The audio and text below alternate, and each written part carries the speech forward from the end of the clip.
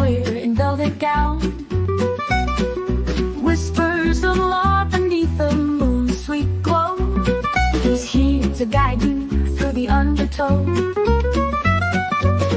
from tales of love lost and battles won, to secrets that hide when the day is done.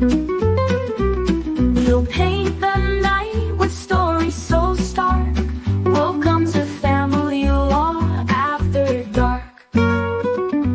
Light up that cigar and pour a glass of red, as we wade through matters not often said, where hearts and minds often leave a mark.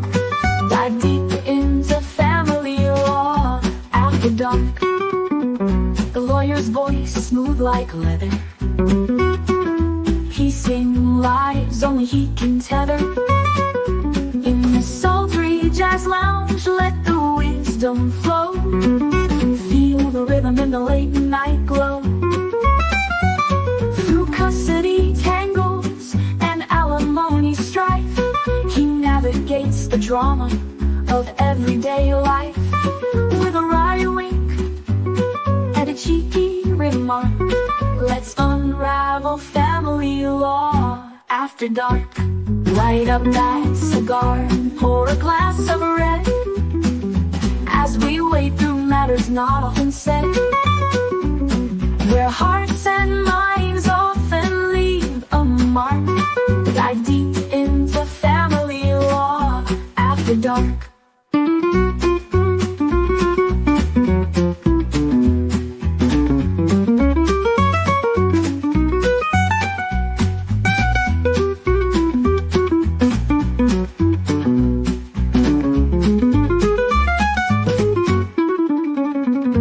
Light up that cigar and pour a glass of red, as we wade through matters not often said, where hearts and minds often leave a mark. Dive deep into family law after dark.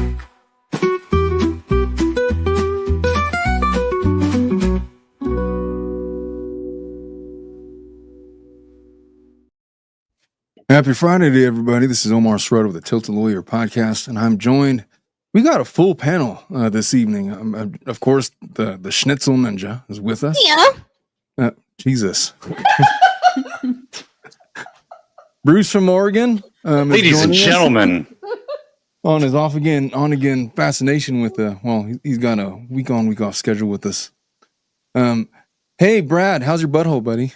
It is thoroughly sore thanks to that reading you gave me. Did you like it?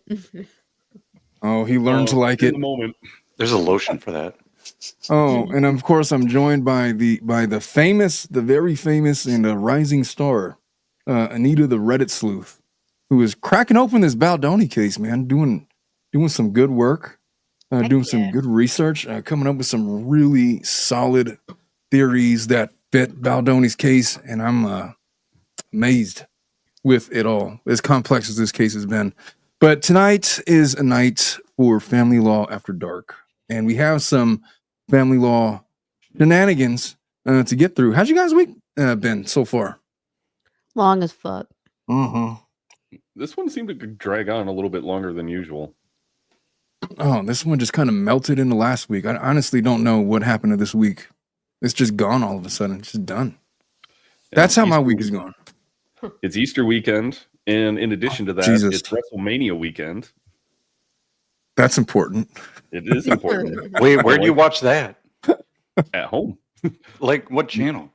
Like what? Peacock. He watches it in his parents' casita. Oh my gosh. It's on Peacock. That is life, man. $7.99. I don't know if I have Peacock. I might.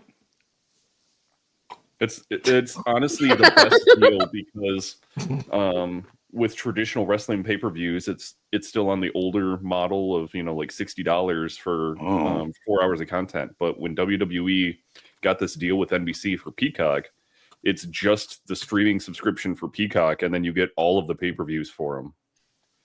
So it's one of the best values in content if you're into that scene. Exciting. Nice. Just out of curiosity, how many streaming services are you guys subscribed to? Like, because I hear Oh. there's just I have 0, but I still see things. yeah, I was like, explain yourself. I cannot elaborate. Yeah, you need to predicate your question on crime versus no crime. I know what she's saying. I know what's going on. So I've cracked the case. I'm at 3. 3? Yeah, I've got YouTube TV for primary TV channels. I've got Peacock, and then Prime Video. I have That's exactly what a Republican would say. Totally. What do you got, Bruce? I have Netflix and Amazon Prime. The Amazon Prime is mostly for the shipping, though. Yeah. Yeah. So that's the bonus one, and then And I have a cable service that gives me things like HBO Max, so I don't a la carte those. So that's why I was saying I might have your thing. I don't know, your wrestling thing. I definitely don't have cable. I pretty much have all of the streaming services.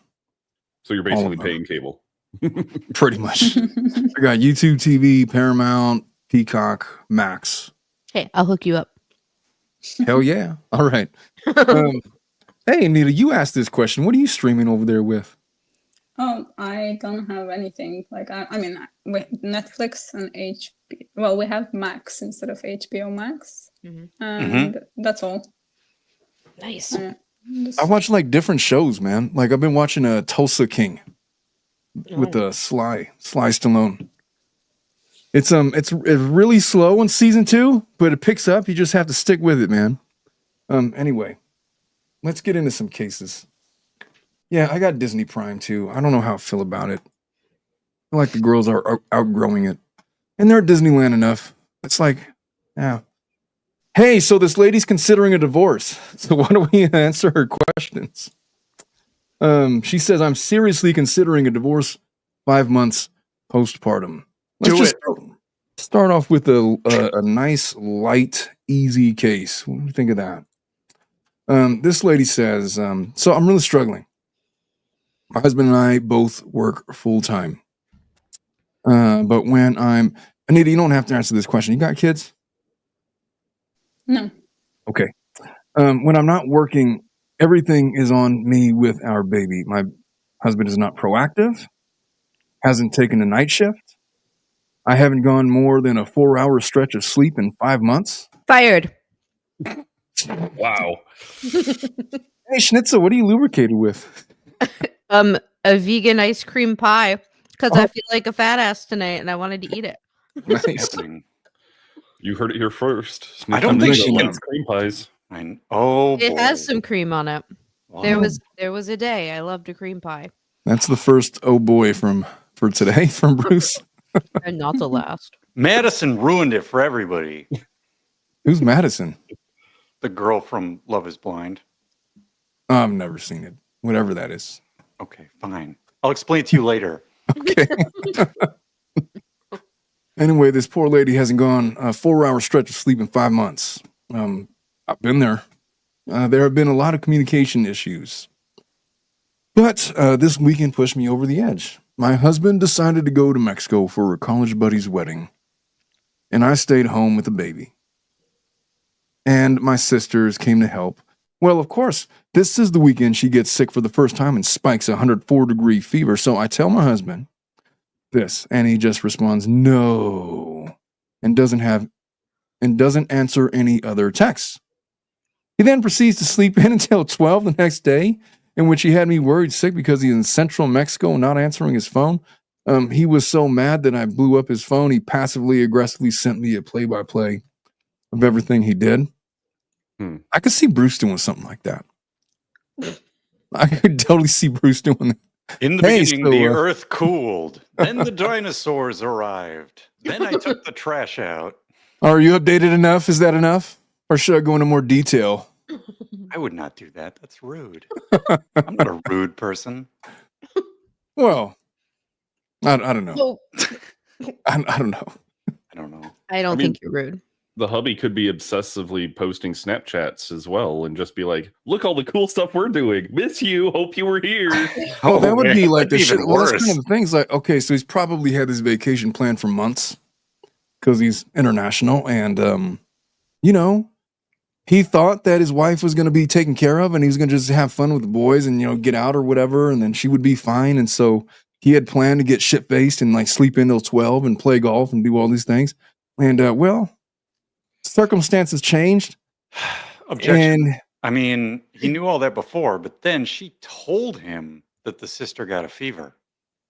So now he has the knowledge. yeah, so let me ask you a question. Wait, is it Bruce, the baby Brad? who got the fever? Or the No, it's the sister Sister. that was supposed to help. Okay. Yeah, Yeah. I think this is a I little see. written awkwardly, but I think the sister is sick. This is the question for the men on the panel. Mm-hmm. Upon hearing about your wife's help catching a 104-degree fever and canceling the help, would you then in turn cancel your trip to help out your wife? It'd be easier to go on care.com to find a assistant nanny or something to give. That is my the wife wrong a break. answers. That is the wrong answer. The right answer is to offer to come home. Yeah, you got to at least make, and then she says no. It's like, fuck, are you sure? I was like, no, I don't want you to cancel your trip. You paid Even for it. if you don't want to, exactly, you should offer. And I think also he was probably like, oh my God, like I can finally get away from the baby and have some sense of Oh, normalcy and hang out with my 100%. friends. And he probably overdid it and then like didn't set his alarm. And men are generally, I don't want to be sexist, but they're just generally different than women with that kind of stuff. Like I could see my husband, who is caring and loving, doing that and forgetting to set the alarm. But it's not because he doesn't care. Yeah. It would, but yeah, I set my alarm every night. It's so funny. I'm the opposite. I'm the man in our marriage. I'm the one who acts out of the way. So I cannot blame. Like if it is that way, I cannot. I need more information. I may have been like before I had a kid, and now like that mom whatever has kicked in, and I'm always like, he's just always, my son is just always on my mind, and so like I haven't spent a night away from him yet, and he's almost 5. Yeah. So if I were away, I think I'd be communicating too much. Probably. Or an emotional wreck, we'll call it that. Right. He hasn't even stayed like at the grandparents or like for like a weekend or something? No, he's gone to sleep without me when I've been at work at night. So he's fallen asleep, but I haven't spent a night apart. But my husband's been gone at various times. Yeah. Like he always checks in, which is nice. Like I appreciate that. Right. What do you think, Bruce? How would you handle this situation? Are you canceling your trips? Well, we haven't gotten all the details yet. I mean, yeah, I think you're onto something when you say there's this implied dance you have to do, right? Where you have to say like, should I come back or not? Like, and then it's like opinion. Yeah, like, we have to do this dance. Say, what do you pretend need? that we're not animals, as Andy from Your Shandy says. Yeah. But then what if she says, yeah, I would like you to come back home? Then it's like, all right, I'm on my way. Then you it's get like, on the honey, app and you say, you wouldn't believe it. The flights have been canceled. I mean, that's what you get on the phone with, and some guy with a French accent is like, welcome to Air Canada. What the heck's going on with all your janked up flights? Oh, yeah. I mean, let us continue. I feel like we should get more information, like Bruce says. Exactly. All right. So not answering his phone. He was so mad. Oh, the passive aggressive thing. When asked if he was curious to know, he just started rage texting me saying he was a shit husband and father, and he's never taking a solo trip again. I mean, that's a move. And I'm controlling blah, blah. I got so upset and he would not stop. So I told him I wasn't engaging, but he just wouldn't let it go. I ended up driving to my parents' house yesterday, told him I needed space and was taking our daughter with me because I'm so upset and exhausted and now sick myself and need my family. He then accused me of putting my family above him and started saying little things like, tell them their soon-to-be ex-son-in-law says hello. How old is this guy? I don't think we have that information, but he seems like he's in his 20s. He has never been confronted like with a mistake before. So yeah, that's just incredibly immature response on his Yeah, part. I mean, if this lady's really not getting more than 4 hours of sleep at a stretch, that can do very damaging things physiologically Yeah, to your health. literally. That's not good. And your hormonal, like your body still is full of hormones postpartum. So. Oh yeah. I mean, it is a legit affliction that, I mean, it's dangerous. I mean, it affects every aspect of your life, physically, mentally. You know, you're depressed, you're sleep deprived, you're not thinking straight, you're irritable, all of those things. And it lasts for a while. So your husband's just going to have to get used to this idea that you're not the same bubbly person you used to be. Y'all are sleep deprived. He should probably share in that. Like, there's the whole thing, sleeping in shifts. You know, like me and my wife used to do like 2-hour shifts. All right, the kid's gonna wake up in 2 hours. You got this one, I got the next one. And then like she would go to bed early, and then I would like wake up, or not wake up, but I would be there for the 12 o'clock feeding and the 2 o'clock feeding, and then I would go to bed, and then she would get up for the 4 o'clock feeding, and I would wake up like it, and we just had our little routine. And it wasn't perfect because we were both sleep deprived. I could so relate to not having more than 5 hours of sleep forever. Because I feel like that's been my whole life since I was like in law school, college. I don't know. It's been years. It's been years, man. And so this guy, he sounds like a young man. Mm-hmm. And what Anita just said, probably having not been confronted with the reality of his being, maybe ever, I don't know, to this degree where he's responsible for a wife and kid. That's an incredibly immature response to have for his wife. So I get that she's considering a divorce, but maybe put it off for 7 months, maybe a year, to see how this is going to go. I think she just needs to tell him, when you went on this trip and this happened, it made me feel this way. Yeah. And see, like, what a big part of it is how that other person responds to you, and all you can control is how you interact with them. I can tell you what, like, because you're right. He's acting this way today. In 5 years, similarly situated, he would have a different response. He just needs to grow up a little bit. And he also needs to be told what his partner needs. Yeah. Because otherwise you're just left to assume or think it's okay if she doesn't say anything, and then maybe she's passive aggressive about it in other ways, and he doesn't know where that's coming from. It's like all of these things. I feel like I'm almost always saying, like, communicate and go to therapy. Like, for sure. That's what a lot of people need. Yeah, and it's not like you're failing or anything. It's just to communicate better, because like even for me, like, I assumed my husband knew what I was going to need in those like first 3 months. But it was actually, and then, you know, if he didn't offer to do this or that, I didn't say anything in the moment sometimes, because I maybe was like too upset to say something, and I was like, I don't want to feel like I'm nitpicking, or I was just too tired, or whatever it was. But it was that he didn't know how to help me, and he didn't really know how to ask me what I needed. Does that make sense? And like, yeah, it does.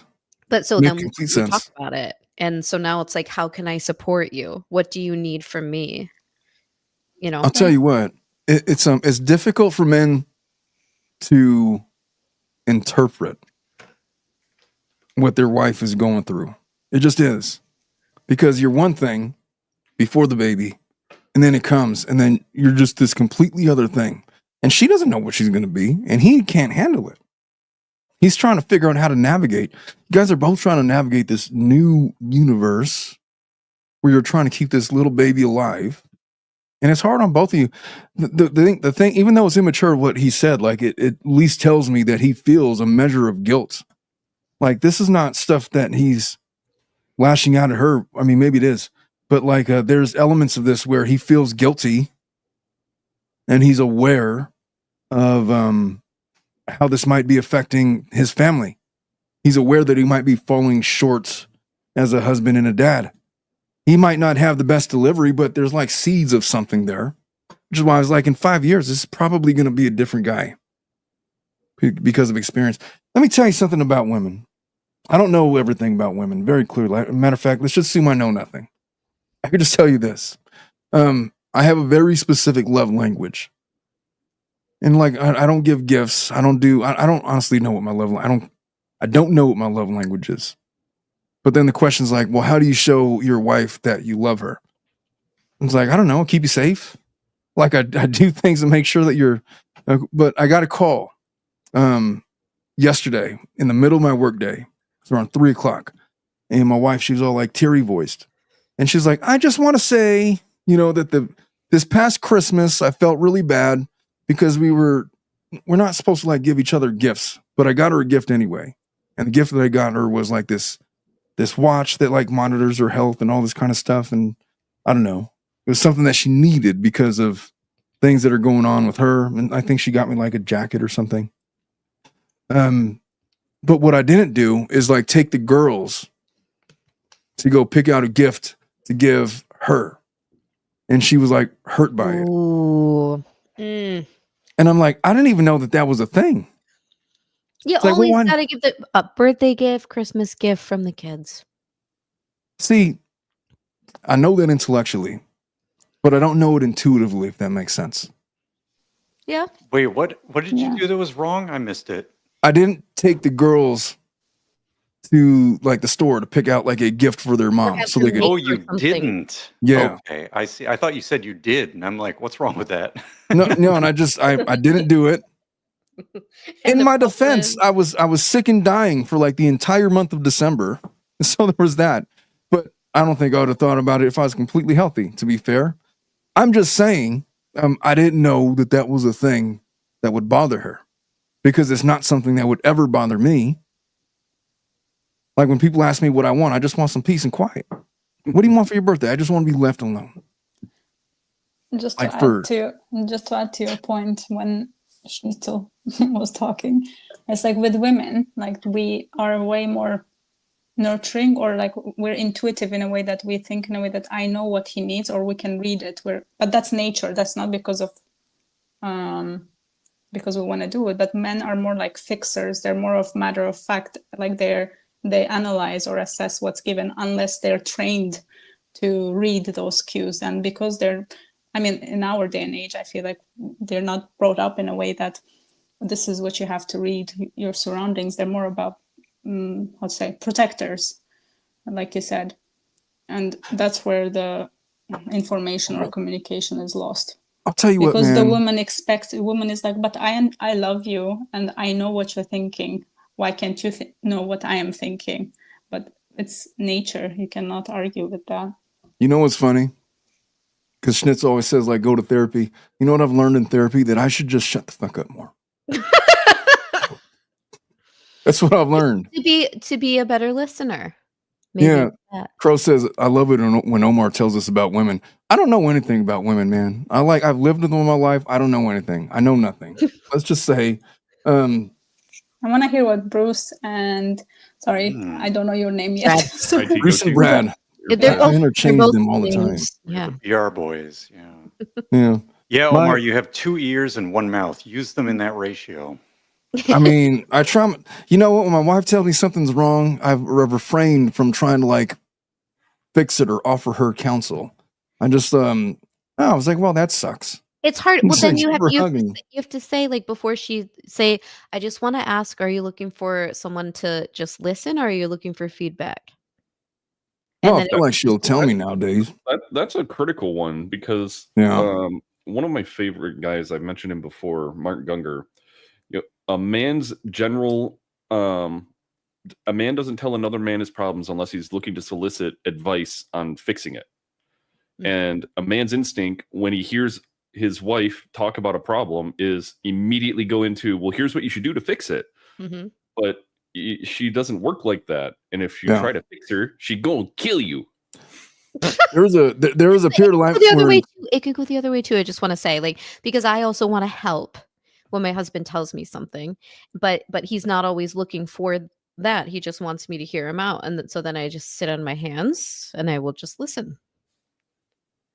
Yeah, but you also got to be prepared for the other end of it. For guys like me, it's like, you just don't tell me anything about your problems. Like, well, because you can't fix them. Like, why would I burden you with my problems? Like, are you going to tell me how to like write this motion to compel discovery? It's just, sometimes it helps just to get things off your chest and just talk them through. Maybe when you're telling her, it will help you realize something that you didn't before. And it's just to feel supported. Like you have someone who is your person who will do that for you. And maybe no one else in the world will, but they will.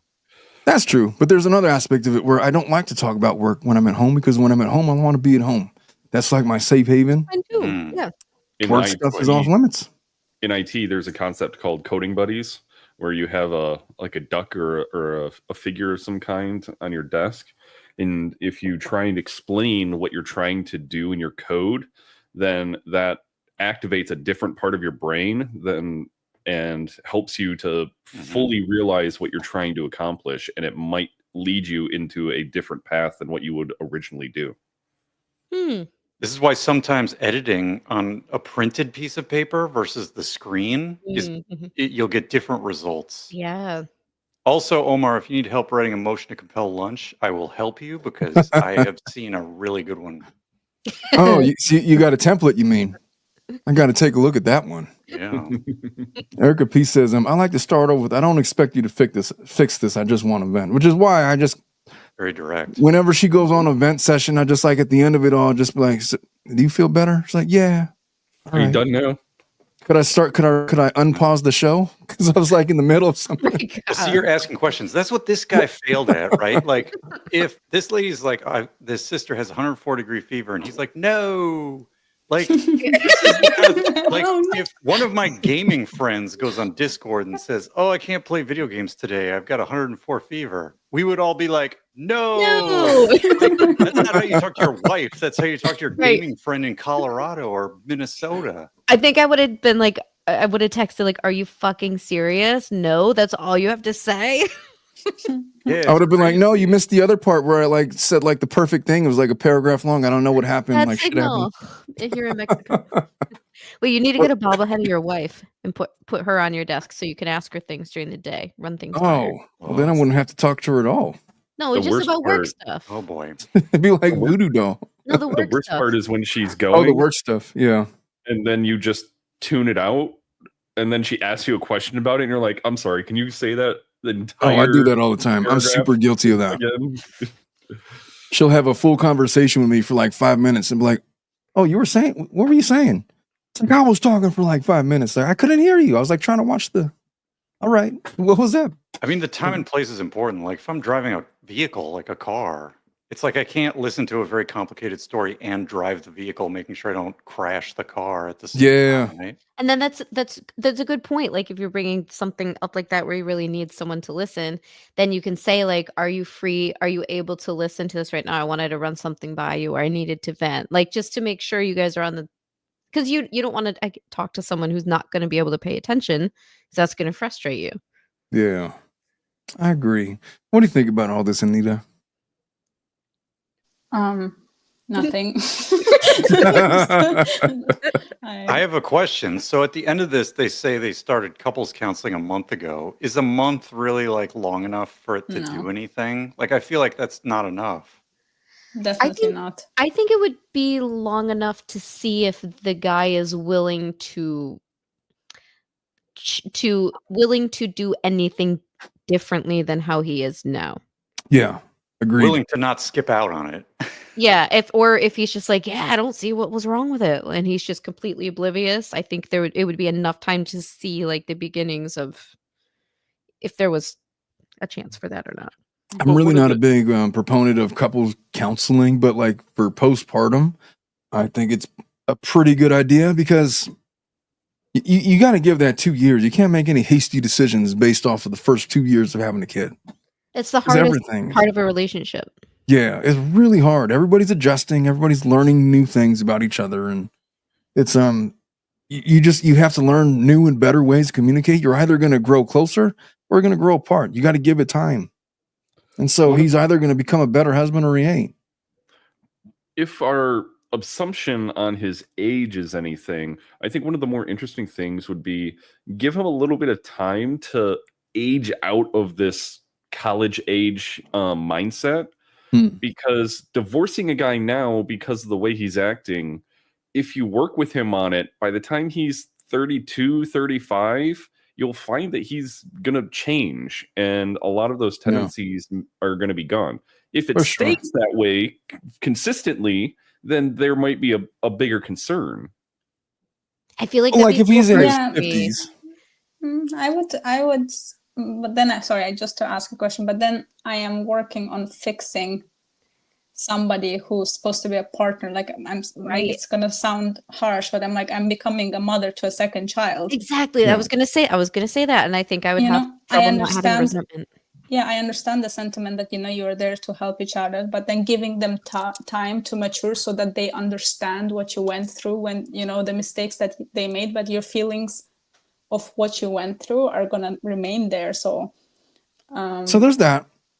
That's 100% valid. He's got to learn how to be a better guy, but at the same time, you have to look at the reverse of that. The communication, of course, it has to be ongoing, but the idea that he's gonna get better, then you're attaching your future or your relationship on the potential of something. Sure. When at the moment you're not getting any improvement. So let's say if you're seeing something, someone's going to change, they won't.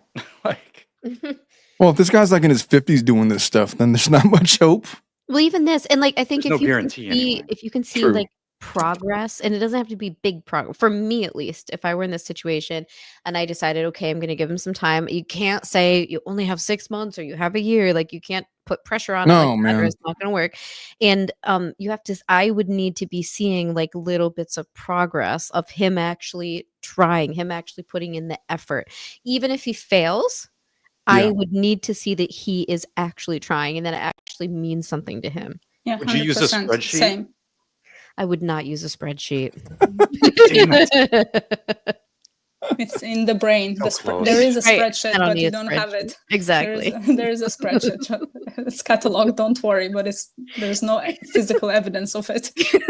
There's no physical evidence. We're smarter than that. There's an internal spreadsheet.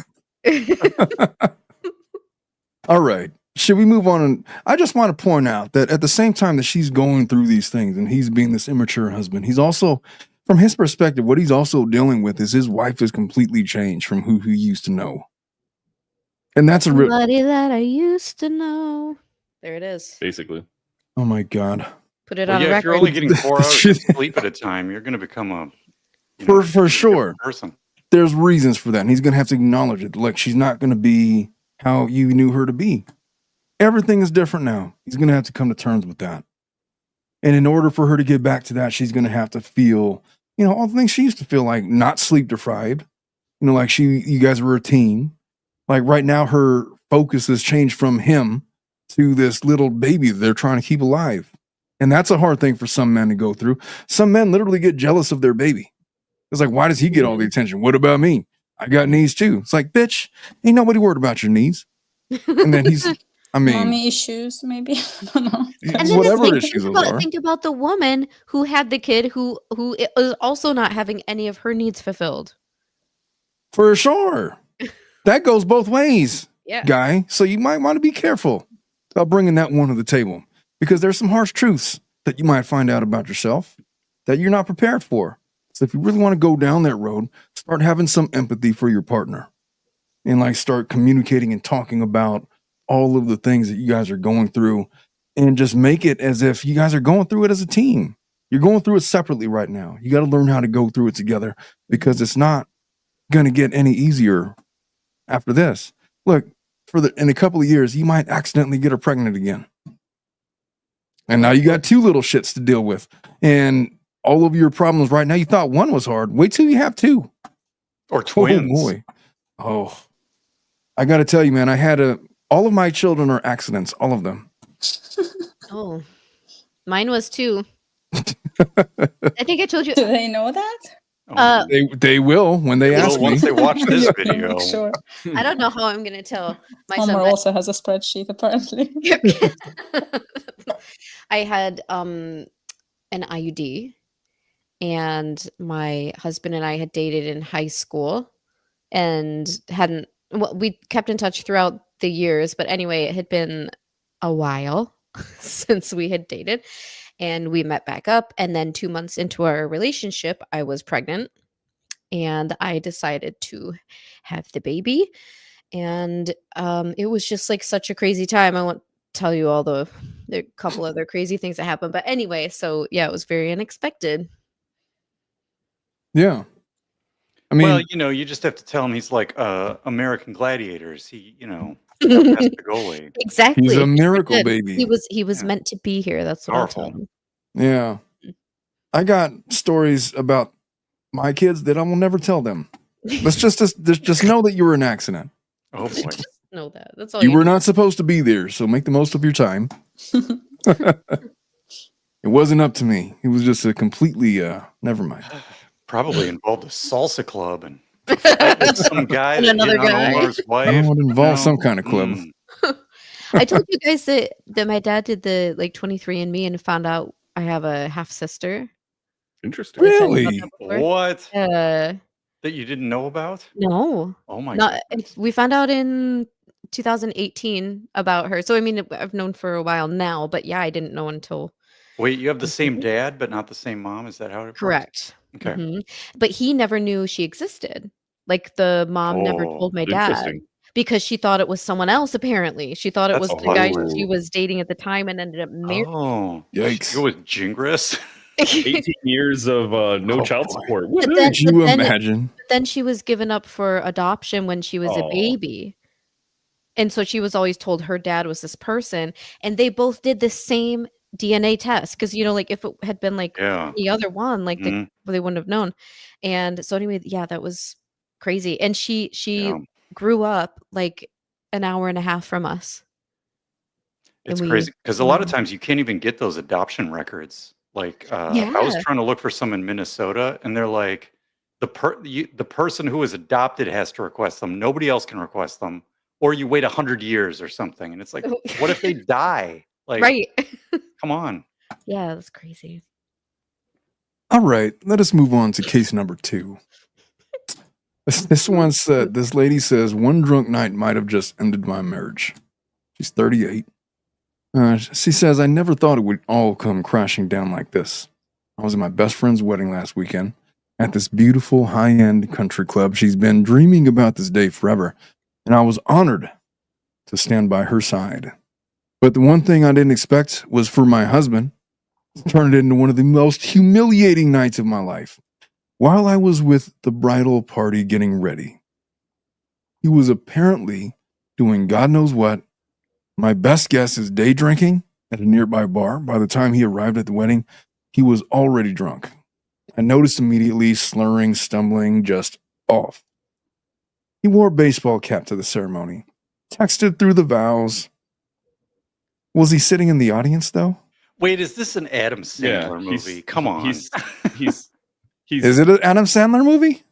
Is this bullshit, Bruce? Doesn't it sound like it? I don't know. I haven't picked up on it.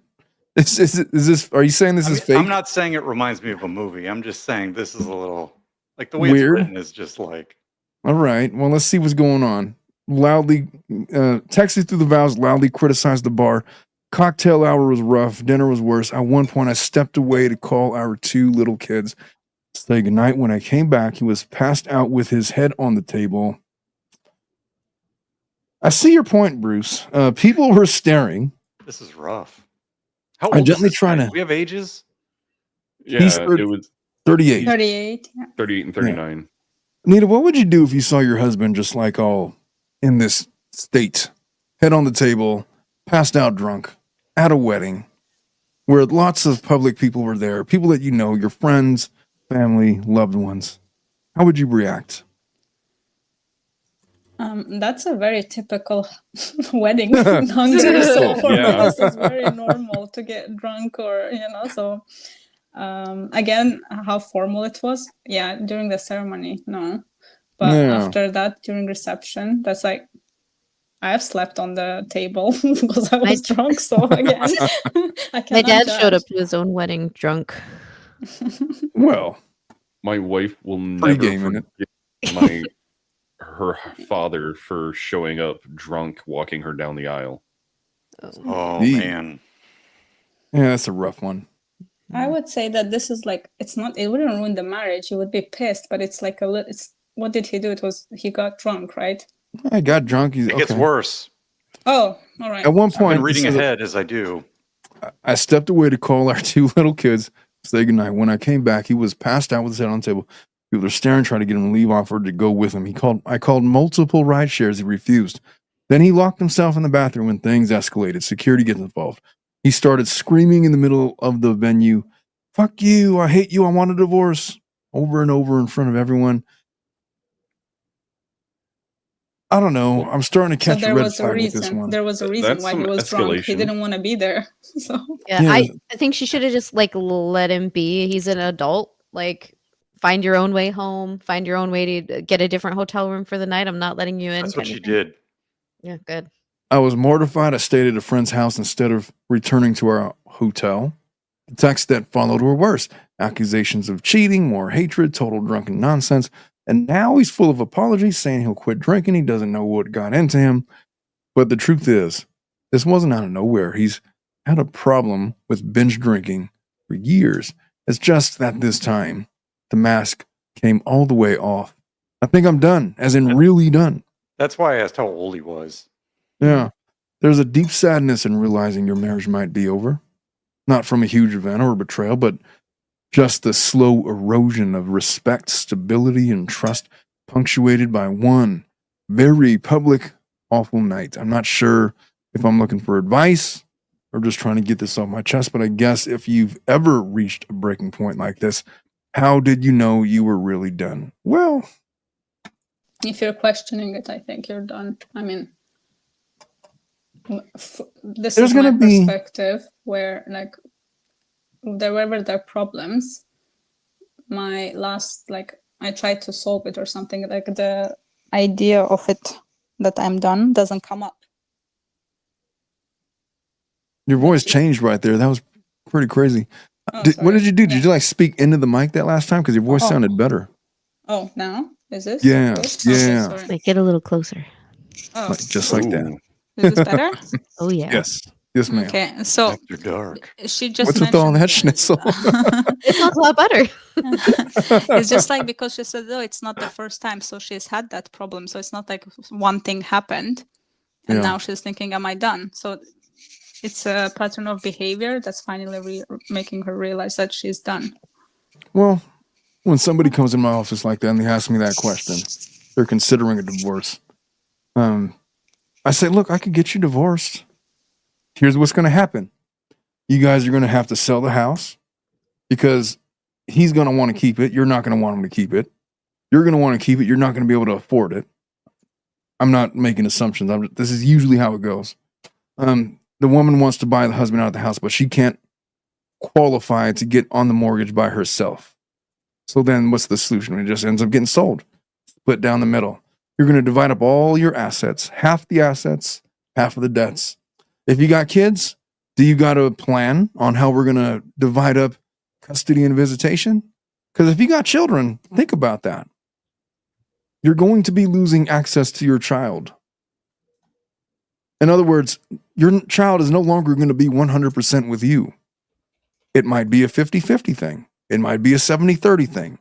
It might be an 80-20 thing. But somebody's going to be the primary parent. Somebody isn't. And we're going to have to figure out who that is. That's really painful to do. I think that the act of being married is like for people that have been married for a really long time, this is what I've learned. There's usually one time a year where they question whether or not they should really be married to the person they're with. But over time, it just kind of goes away. It's like, well, who else am I going to be with? You get to the point where you're invested too much in one person where it just doesn't make sense to let go. Like, I literally had like 70-year-olds being like, I don't know what to do. He blew our entire retirement on girls from Thailand. Like these online scams or whatever. Like they're pretending to be girls and like one of those, like what happened to you those couple times? They ended up staying together. Like she filed for divorce, but then she's like, I'm like 74 years old. Where am I going to go? And then it was like this acknowledgement that my husband's kind of dumb. Like he's got dementia. He's got this and that, whatever. Kind of dumb. He has dementia. Well, that's what she said. Those were her words. Like, she was even saying that he was like hitting on their daughter's friends and stuff. Yeah. Wait, are you talking about Humorous? No, not my kids. I was gonna say. No. Speaking of Jinger's On joke. Reddit. Oh, yeah. Well, in other words, no, not my kids. So what the hell? Like this, they had kids together, and then he would hit on his daughter's friends, like grab them in the rear and stuff, and oh my god, just do stuff that like a slovenly, dementia-riddled old man would do. And then it was like, is this really him, or is this like who he's becoming because of illness or whatever? I don't know the answer to that. But then where she settled on, she filed for the divorce and then wanted to rescind it. Because, I mean, imagine just entering the single market at 74 years old. you could just also separate and just not be together. Sure. And then of course. You don't have to. I know someone who did that. Yeah. And actually, he cheated on her for a long time, and she found out. And with her religious belief, she didn't believe in getting divorced, so they just got separated, and they've just for all these years have been just separated. I mean, that's a move, and it's one that I passed on to her. But at the end of the day, it's like I've been with this guy for like 50 years, and then she's just ready to just write it out, I guess. You know, I mean, it's different, obviously, in your 40s and your 30s. Right now, she's 38, he's 39. So it's one of these pivotal moments. If you're going to leave, you better do it now. Is he really not the one, or is he just having a bad night? You got to be the one to make the call. I don't know this fucking guy. You know him better than I. Like when I was with my ex who was abusive and an alcoholic, I remember standing in the kitchen. We moved in after 1 month of dating because I thought I was like, this is it. Like we're getting married. I really thought it was. And I quickly realized like that situation that was going on. And I remember standing in the kitchen thinking, I either leave right now or I stay and I try to help him. Yeah. And I decided to stay and try to help because I thought I could help. I thought I could do something. And I left him for 3 months at one point and then got back. I moved right back in, and he told me he had a brain tumor. And that he wanted me, he wanted me in his life 100% or not at all. And he had a son who I was attached to. And I was like, I can't commit right now to never seeing your son again and like never talking to you again. So I got back in the relationship. But anyway, my point in this is that when like Anita brought up, like, if you're questioning it, then maybe you're done. But I knew I was done with that when I realized I had exhausted every possible thing I could try. Yeah. And I realized I couldn't fix him. I couldn't help him in the way he needed to want to help himself, and he didn't want to. So that's how I knew it was time for me to leave. I feel like people like that's a deal breaker, like abuse, manipulation, that kind of thing. That should be a deal breaker no matter what. But if you're not confronting those things, like if this guy's not abusive, if he's not abusing narcotics, if he's not verbally abusive, if he doesn't have those issues, if he's just living life and having a moment, shit, it happens like once a year to everybody. They have a moment where they fall apart. And you're there, you got these vows for better or worse, right? And are you going to pick them up, or are you going to just leave? Are you going to be there I don't know how often this happens. Anita just said that this is kind of like a regular thing that happens at weddings, which I would agree. I don't know. What's the point of going to a wedding if you're not like getting sauced? Well, in this letter, it's more like, it's not like he had too many drinks and he said something stupid to a bridesmaid. Yeah, made an ass the out of next day, himself. he's like, holy shit, I shouldn't have said that stupid thing to that bridesmaid. Yeah. Security was there. He's screaming at everybody. He's locked in the bathroom. That's a big one. That kind of is like abuse. Plus, it says he's had a problem with binge drinking episodes for years. Right. Okay. So to me, it's like, look, if you have, you're getting a ride, so you have one more drink and you say something stupid to a bridesmaid, and the next day you're like, holy shit, I had too many drinks. Then you stop, you only have 2 drinks instead of 3, or 3 instead of 4. And you have to do it yourself. You have to you have to realize. And if you see that somebody else can't do that, I'm with you. I'm with you. The pattern of binge drinking. This is not just like, people, let loose at a wedding. No, you're right. This is way more than that. This is almost like crime. Like it's not normal to just like get dead drunk at a wedding, even if you're just getting there to get sauce. Like you don't just like make an ass out of himself the way that this guy did. Security is called and he's like screaming at the top of his lungs and stuff. And By the way, he also said he wants a divorce, and that's what I'm saying. He's also Right. been getting drunk in front of everyone. Yeah, for the first time, I'm assuming. So, right.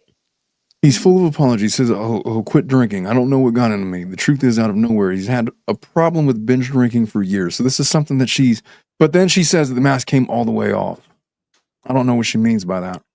I think she's just saying that this instance was worse than others. Is it that this instance was worse, or this is the first time that others have seen it? That could be true too. Yeah. And if that's the case, if they got no children, if they have no children, 38 is not that old.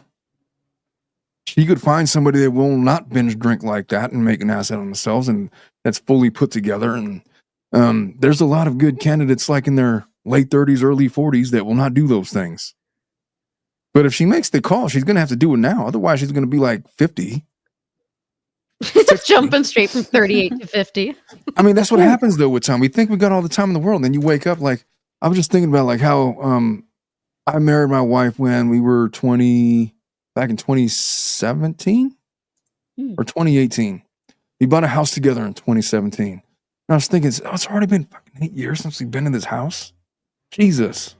Like, it feels like we just got there. And just time just kind of goes. Like this thing where you wake up and all of a sudden you're 40 is a real thing. It just happens. You have no idea how short time is until you've lived a little bit. And so when I say like she's going to wake up and be 50 in the same situation that she acts now, that's what it is. Like the time to act, if you want to act, is now. If you're waiting, you could wait forever. You could wait forever for anything, but you don't have forever. And so you got to make the call. Is it now? If she's feeling this way now, and there's nothing tying them together other than assets, then now is the time to do it. Because funny truth about binge drinkers is they tend to be alcoholics. Alcoholics, that's like a lifelong battle with them. Some of them get better and a lot of them don't. And even if they do get better, there's always this underlying darkness. And if you don't want to deal with it, then now's the time to go. But if you don't go, then, nobody's going to be there to say they told you so. Like this is the moment where you're recognizing this behavior for what it is. Leave now or forever hold your peace, as they say. What do you think of that? Well, her final question is, how did you know that you were really done if you've ever reached a breaking point like this? So I've been once divorced. I could tell you when I knew that I was really done. I knew that I was really done. So my first marriage ended in infidelity. Like she had cheated. Like her daughter was 1. And then, I'm like beside myself, like how to fix it. Like, what am I supposed to do? I'm like 26. I got a 1-year-old and then I'm finding out about this shit. Like I'm trying to process for myself. And there was a moment where it was like, she wanted to be separated. And I just said, okay, you want to be separated. If you want to be separated, that's cool. Just know that we're going to be separated. There's probably not any going back from that. And then she said, yeah, she wanted to work on herself. I was not mature enough or positioned to take that as anything than a declaration of, well, we're just going to be single people now. And so I took that as an opportunity to go be single in my 20s. And I knew there was no coming back from that ever. But it was in that specific moment where we had that one conversation. I just said, look, if you want to be single, okay. But there's not going to be, if you're going to be single, then I'm going to be single. And that's just how it went. And look, I'm not blaming anybody. Like we got married when we were 22. People of that age have no business getting married. I mean, some people do and they make it work. Sometimes and most of the time, probably like in the 80% or greater. It just doesn't work out because you guys are not completely developed people and you're trying to figure out things. You're in over your head most of the time. You're trying to play grown folks' issues and you're not equipped to handle them. And you're children and you're still developing. You're figuring out things yourself. And so I don't blame anybody for that. But when I knew, that's when I personally knew that marriage was over and I moved on. And when I moved on, there was just never a time after that where I was ever going to come back. Never. Like there was something broken in my brain, and I just completely separated in my brain from her. That's when you know. And I don't know what that means for her, and I don't know what that means for anybody else, but that's what it meant for me. That's a case-by-case kind of analysis. I don't know if you guys have any similar experiences, but that was mine. I'm married on my first, so. Look at me catching strays all randomly over there from Brad. What the fuck was that about? I've only married one, so. Well, I told you mine with the guy, like when I realized I couldn't like nothing I did, no matter how nice I was, how apologetic, how whatever I was, I was always being told I was doing stuff wrong. I would write a letter like just like profusely apologizing for like all of my behavior. And like that was, it was just all so fucked up. But anyway, I didn't feel like I needed to apologize, but I was like, what's gonna like make him not be upset anymore? Because I can't have like things being slammed and broken constantly. So what can I say to try to diffuse this kind of, situation like that? And then, like I said, when I realized I couldn't do the work to help him, but he needed to do it himself. That's how I knew. Yeah. Just a final thing to add to alcoholics or people who have like drug abuse. One of the things that I have learned through experience and also through reading about it, when you give a blanket forgiveness whenever somebody does a mistake from the first time, they know that they will always be forgiven. So there's this thing that they have to earn that. So you can still forgive, but if you don't instill a bit of a fear of you being gone or them losing you for what they do, and you just give forgiveness right away, because then that becomes a pattern, and it takes much longer to realize what you're in. And whereas, because usually alcoholics or drug abusers, they manipulate, right? Because yes, it is a sickness, but there's a pattern of behavior. Hella manipulation. Yeah. And that's how it is. And I've learned that when people do it that way, they have to know that they have to earn the forgiveness. It's not just given because they made a mistake.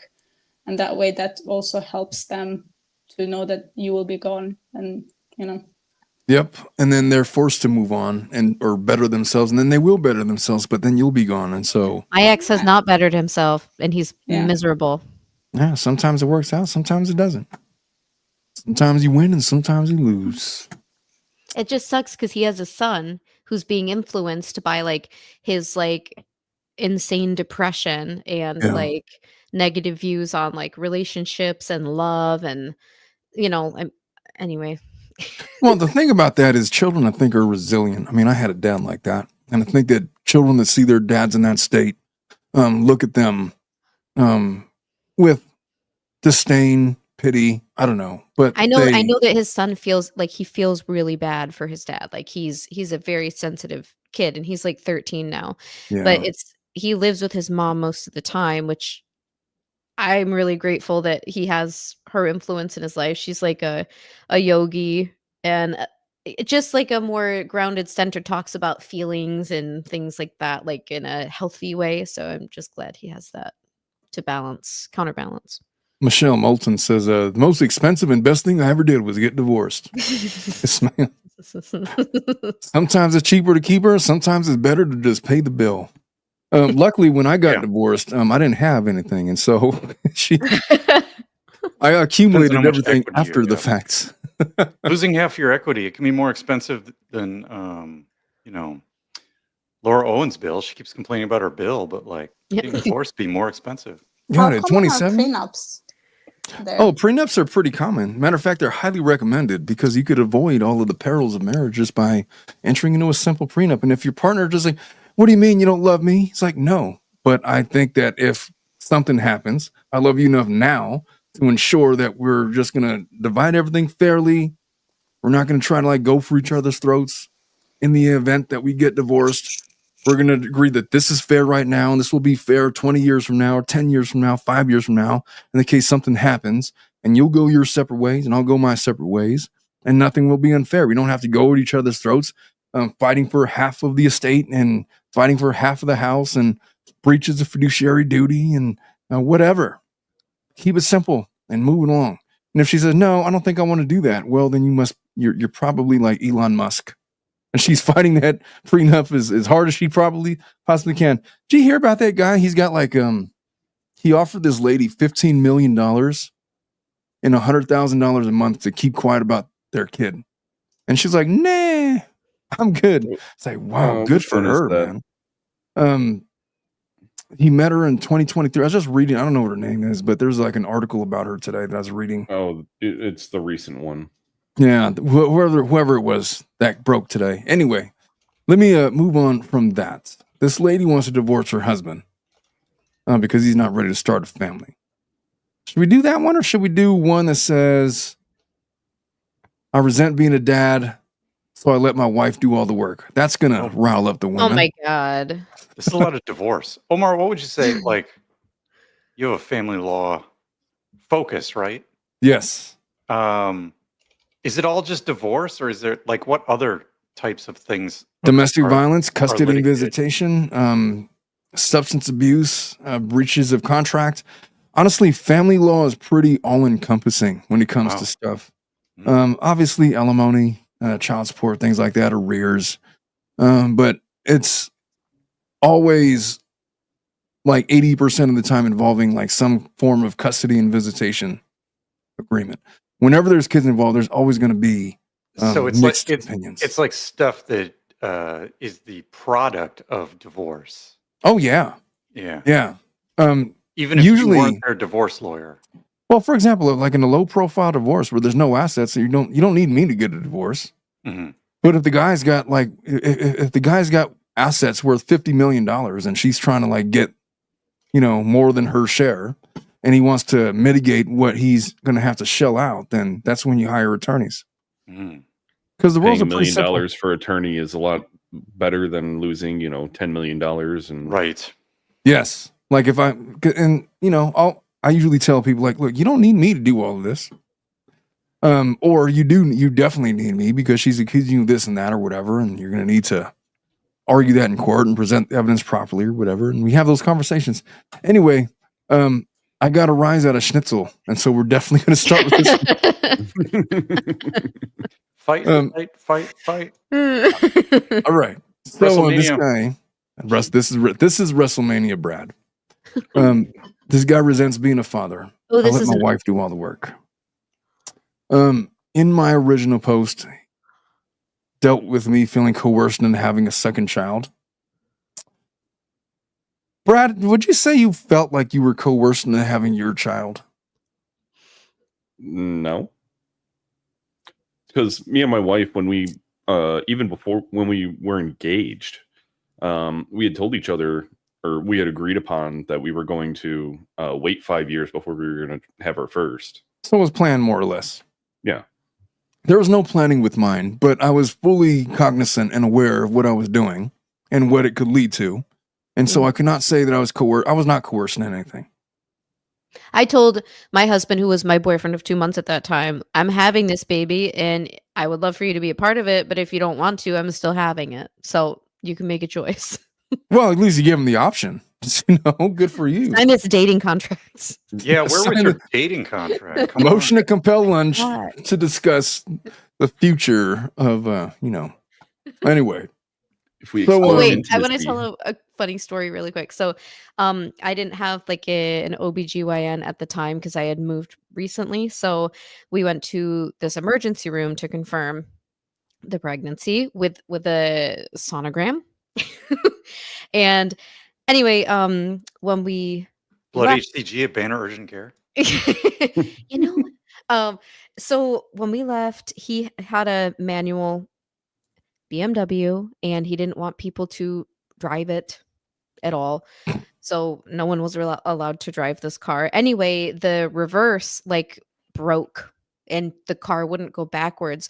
So he was like, can you get in front of the car and push it backwards out of the spot while I steer it? And I was like, sure. And I went out and then I was like, I just found out I'm fucking pregnant. Why am I pushing this car? So I was like, you get out. I won't crash your car, I promise. And you go push. He asked you to push the car. Yes, and I did in the beginning, and then I was like, yeah. He was just preparing you for 8 months into the future. Push. That reminds me, when I was dating my wife, I had a car that had no power steering, and I liked it. Like I dug it. Like I liked that. I got to like mangle my steering, like you know, like give like a little workout. Wait, did it die out or it just didn't have it? No, I could have replaced. I could have at any time fixed it. I just didn't want to. I was like, I liked it. I had to like, you know, wrestle with my car. Broken. I mean, it was broken, but I liked it, and so like it just came to pass that no female could drive my car, and so we were at a party. And she was trying to drive me home because I was probably over the limit, but I wasn't so drunk that I couldn't. I was probably like 0.11 or so. And then she tried to turn the steering wheel, and she's like, he's like, can't turn. It's like, you know what? We're going to sit here for 15 minutes. I'm going to drink some water. I'm going to drive us home. You just sit there. Oh my God. I missed that car, man. I dug the whole no power steering thing. It made me feel like a man. It made me feel like I was riding a horse. Like it was a cowboy. Just get a horse. I mean, in the city, it's kind of difficult. Look at my horse. My horse is amazing. I know you don't like gifts, Omar, but I'm getting you a butter churn for Christmas. I just appreciate, like, wow. I don't know. I really liked when I didn't have power steering. If I had the option, I'm not going to go like cut the power steering in my car. I'm just saying I liked it when it was like that. I didn't mind it. Anyway, I'm getting ahead of myself. I don't know what I'm getting ahead of. I just haven't read this thing. So this guy says, I wasn't planning. All right, he has an update, a few commenters. So the big thing that affected me was someone saying I should put myself in my child's shoes. And I tried doing it like therapy, role play, and it shook me a little. I stand by the fact that I shouldn't just erase myself completely because I'm a father. But regardless of how the kids got here, the kids are here. And me feeling justified at being angry at my wife doesn't change that. I took a day off work to get my thoughts together. And I told my wife everything. She was obviously angry. And a lot of accusations were thrown around, but she also seemed a bit relieved. I asked her, not as a threat, if she wanted to get divorced. She said no. Said I didn't either. But since the current situation clearly wasn't sustainable, we needed to either cut and run, or at least try to get past the resentment to try and be happy with the life we do have and talk about what that means going forward. I also got her to acknowledge that staying home alone with kids while your partner goes to work is really hard. And she may have been taking everything I went through with our daughter a bit for granted. As someone suggested, I organized the issues into topics and subtopics we should discuss. With a spreadsheet? Mm-hmm. With a spreadsheet. I present them here as we discuss them to the best I can remember. It was very long and draining. Number one, I'm not leaving my job. I stepped up and stayed home for our eldest. I was the one on paternity leave then. Then I quit to stay with her. But that's not a viable solution now. I like my job. I don't want to leave it. We will discuss a nanny versus a daycare, but regardless, neither of us is going to stay at home. She acknowledged she expected me to, but admitted I told her I wouldn't, so it wasn't fair to expect that. Number two, we're going to be separating our assets. We're planning on staying together, but it needs to be a choice made of love, not convenience, which is why we're going to set everything up in advance so that divorce isn't a logistical nightmare. That's called a postnuptial agreement, and they're highly recommended. Mm-hmm. Number three, that is because divorce can't be a threat of means of coercion anymore. It's okay to feel unhappy. It's okay to choose to leave. It's okay to discuss it, but it can't be a means of strong arming me into things. The next time divorce comes up, it's because we're seriously discussing it. Number four, I asked about how relieved she seemed to hear about my lies. I've seen that woman be very, very angry, and this wasn't it. She said she knew I was lying and was worried I was having an affair and didn't really know how to call me out on it. Hey, Bruce, could you take over the reading real quick? Yes. All right. Okay, she obviously wasn't happy about the lying, but staying late at work to play RimWorld and watch The Resident. That's a gamer right there. Wow. Is that a really old game? I don't even remember. It's the guy who did Prison Architect did the artwork for that. Oh, okay. And The Resident, that's with Logan Huntsberger from Gilmore Girls, right? Or is that a different show? I don't remember. Anyway. I don't know. Not sure. Oh, boy.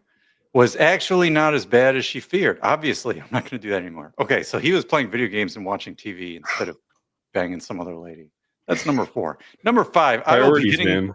Yeah, I mean, fine. I will be getting an afternoon to myself every week and one on the weekend where I do get to watch TV and play games. And I'm not to be bothered unless someone is on fire. Wow. Okay, that's fine. I would say that's definitely important. Like that it's like that self-care, and helps you feel like you still have some semblance of who you were before you had a child. Yeah, and the good thing here is that they're being quantitative about it as opposed to qualitative. Like if you say, I need some me time every now and then, that's very like vague. But if you say like, I'm going to spend every Friday afternoon playing RimWorld. Right, from like 4 to 8 p.m. This is my time. Yeah, exactly. Then it's on the calendar and everybody understands it. Mm-hmm. Okay. Me telling my wife, I've got Vlad tonight. Yeah, right. Exactly. Okay, someone's on fire. 6. She gets. This is a good list. Like maybe Laura should have hired this guy to write her dating. Her filings. 6. She gets the same. She can go out with friends, chill at home, whatever she chooses to do with her time. The point is giving her time to not be a parent for a bit and recharge. V is near the space bar. 7. I obviously can't force her into therapy. This is interesting because therapy requires a willingness to engage. Ooh. But I still highly encourage it. Okay, it won't come at the expense of her free time, so she shouldn't be so it has its own calendar slot. We need the calendar for this case. We also probably need marriage counseling, but realistically that can't happen until she's comfortable with leaving the baby with someone besides me. I would still rather go once he's older though. Okay. And how old was the kid? I don't remember. I don't remember either. We need to start treating parenting like a team sport and reassess the division of labor. Ooh, this is a callback to Omar's comments on the last one. It's obviously hard to avoid it's not fair feeling, but it might be necessary. 9. To that end, we need to set aside time for me alone with our son. It may very well be part of the reason I am close to my daughter is the amount of time I had spent with her. So I need an opportunity to bond with him as well. Yes, obviously it would be better if he sounds like he's about to like cook dinner or something. Like, yes, I need to bond with both of my children equally. Simmer both ingredients for 2 hours. Okay. Yes, obviously it would be better if I immediately felt that bond like I did with our eldest, but I can't change the way I feel, but I should change the way I act. Oh, that's interesting. Okay. I was very angry when I wrote that initial post. Oh boy. And I suppose it was very bitter. I suppose he's giving himself a little out there. He's got a little bit he can get out of it. But I did come to love and enjoy being a father once. Nothing's saying it can't happen again. Speaking of that, time aside alone with my daughter, being a father of 2 is exhausting. Oh boy. Boy-girl twins. But also having to deal with both at the same time means neither gets my full attention. And that means both should get some time alone where all the attention is on them. It's very mathematical. And yeah, I guess that's about it. I'm going to try and do more with the kids and ease off my wife a bit because I might not like how we got here, but I am a father and I am responsible for 2 innocent kids who might be very adversely affected by my actions. So guess I had a part in making this bed, so it's not fair to me and my wife sleeps in it alone. Guess I had a part. I mean, not easing up on your wife is what got you in this mess in the first place. Yeah. He uses a lot of these speculative language predicates to sort of he's just distance himself from the history he's writing here. He's a selfish man.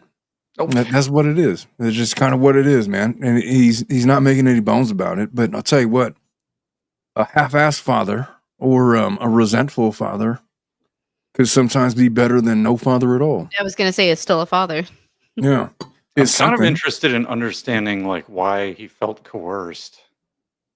Well, I mean, I'll tell you how it goes. I guess I'll he tell wrote that up exactly. in the first. Yeah, maybe it was in the first post. Yeah, I mean, I don't have the first post. I don't think there's a link here. Yeah, but I'm guessing it's probably something like he was just kind of going along with life, and then like having a kid was like the next logical Or step maybe in their she's relationship. like, oh, I really want her to have a sibling. Something. And then they're here, and it's like exponentially harder than just having one. And he loses his sense of identity. He enjoys his alone space. He enjoys playing RimWorld, whatever the fuck that is. He enjoys not having to be worried about keeping little children alive. And there's a lot of dads like that, man.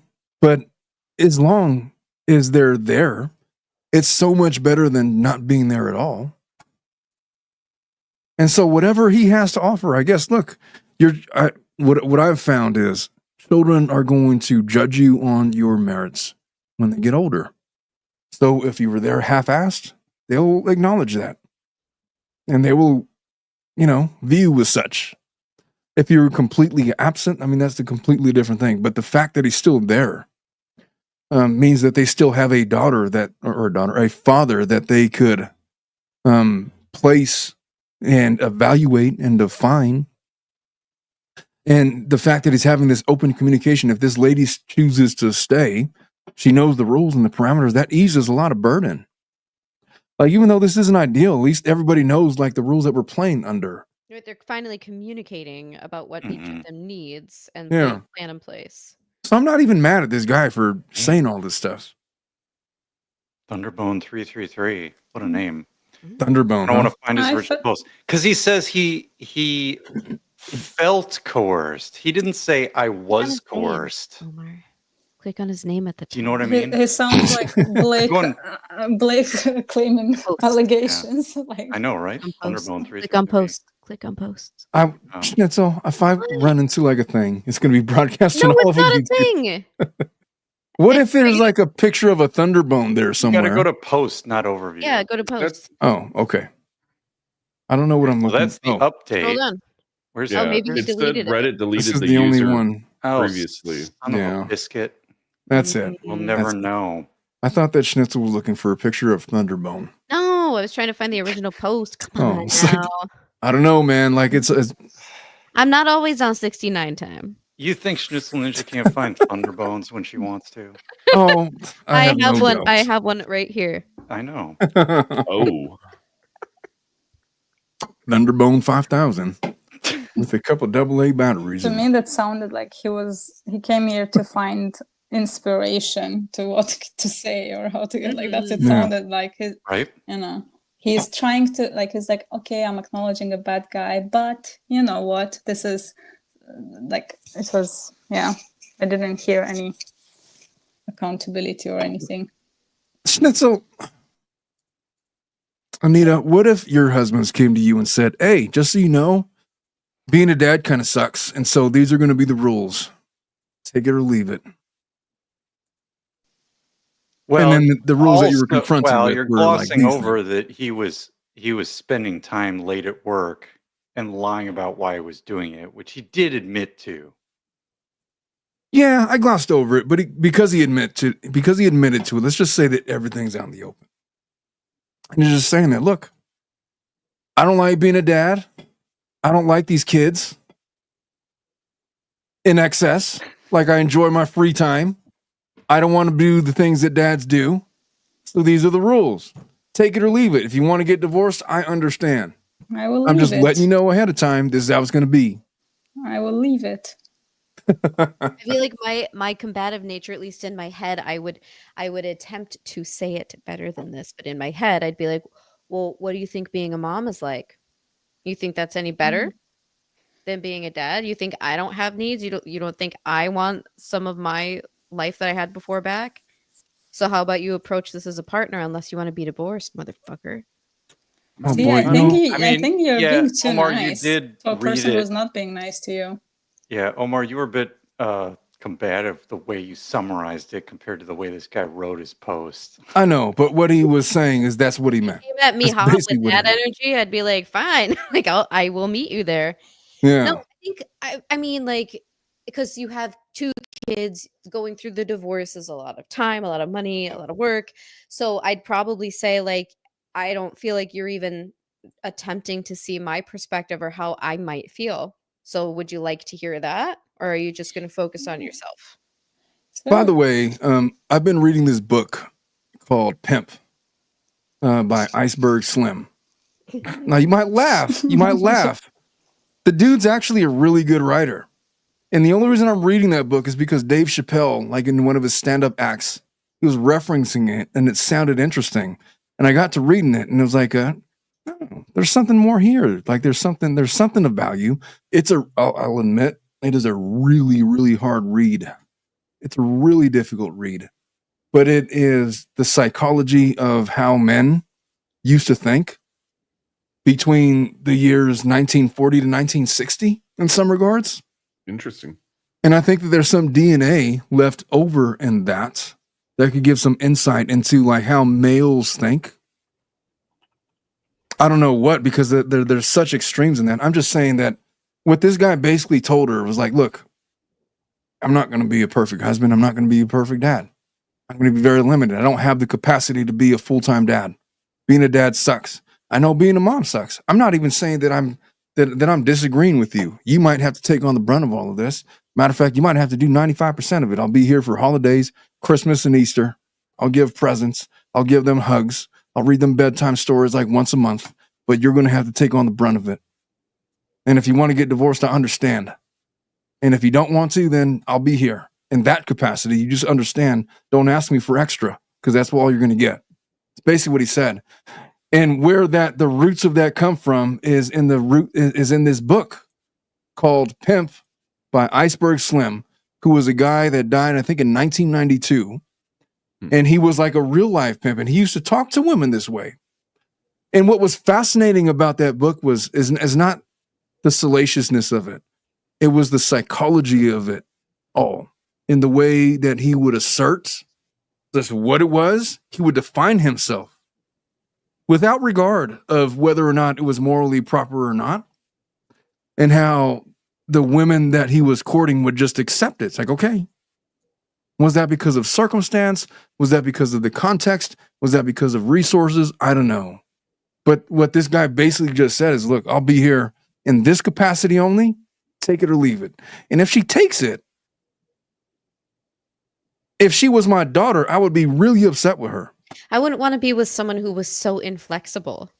It's incredibly selfish. I think it's fine to state what you need, but it's the way you present. If it's presented like that with an inflexibility that like you have no say, it's just my way or the highway. Absolutely not. I wouldn't want to be with that person. By the way, if anybody's interested, this is the book that I'm talking about. I'm reading this. Before you go promoting it, I just want to ask, what year was it? I have a question. What year was it written? He died. This book was written in the 70s, I think. Oh, 67. Okay. So yeah, now 1967. But I have a question. So the reason why they could talk to women that way is because women weren't allowed to say, no, fuck you. Oh, for sure. No. I 100% agree, because it is not like that in 2025. And I would never talk to a woman like that. And it is really upsetting to read. I'm not advocating the way that he talked to women.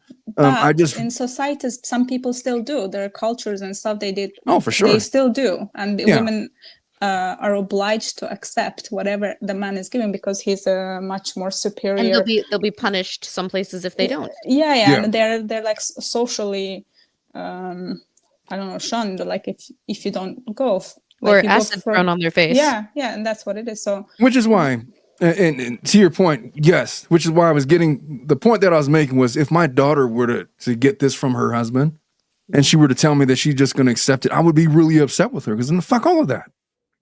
You signed up to marry a man, not like this child that's going to this child that's going to sell you short and have you doing the duties of mother and father because he wants to go play golf every now and then because he needs his alone time or space.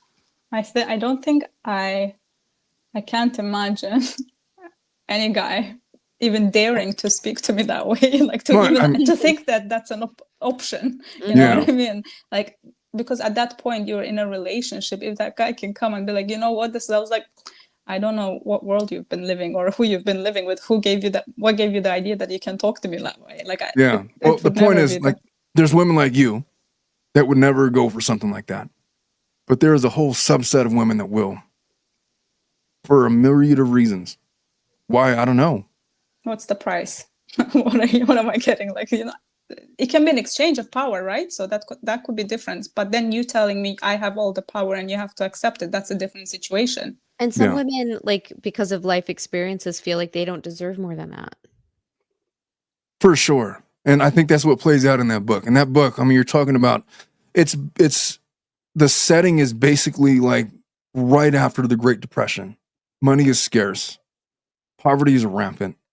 Like, they're in the slums. They're trying to survive.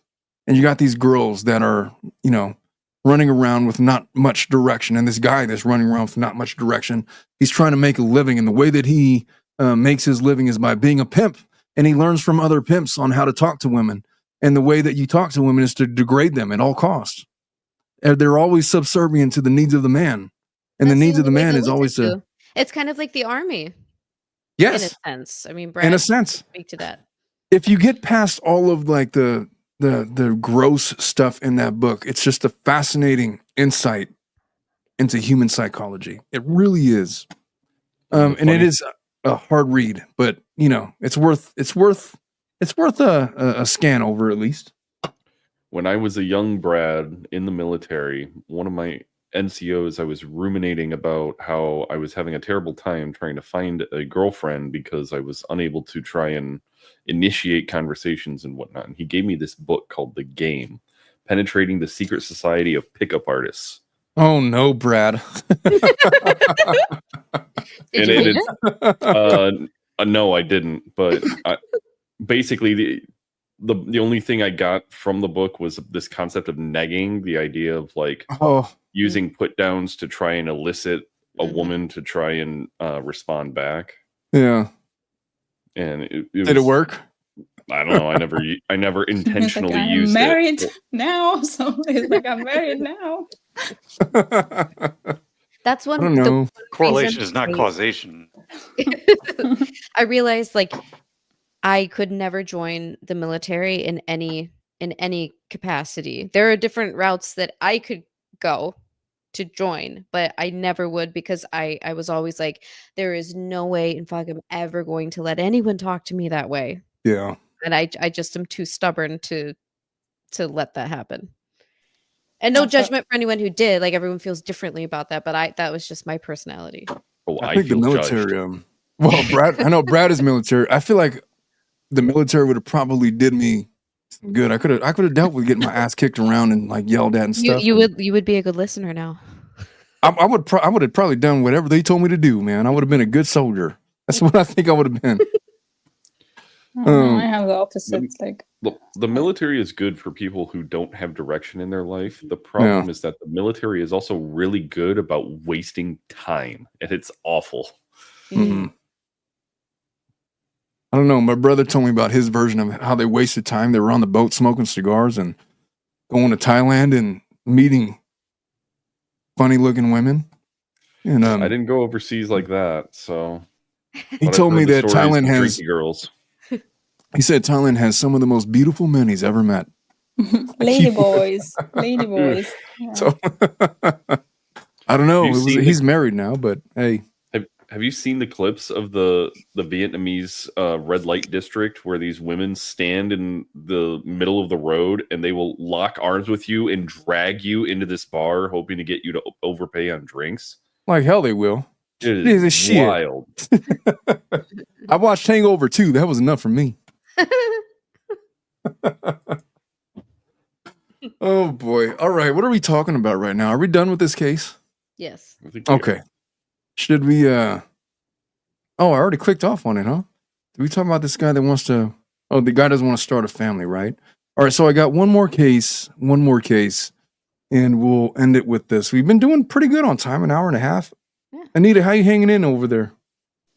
I'm good. I'm doing my timeline and also listening at the same time. Oh, so you're not having a drink like the rest of us, and I'm not much of a drinker, but oh, well, apparently I'm the only one. So, no, I've been drinking on this thing the entire night. What even is that, Brad? I have tiny wine. It's the monster, the beast, the hard alcohol monsters. I feel like that shouldn't even count. Was it like a wine cooler?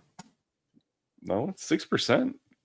I mean, granted, I'm drinking a bottle of white wine.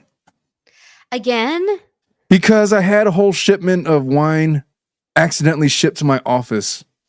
Oh, and I haven't brought it I home hate yet. when wine shows up at my office. It was supposed to go to the house because I got like a couple of subscriptions, and you know what I mean?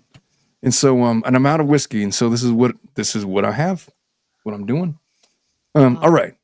Let us let us peruse this new case. Found out my wife of 13 years is cheating. Now what? This is always a good one. So all right, been together for 19 years, married for 13. Obviously, we've had arguments and disagreements over all these years, but nothing that would make me think this is it. I can't be with her anymore. I still loved her to death until D-Day happened. This guy's being really dramatic right now.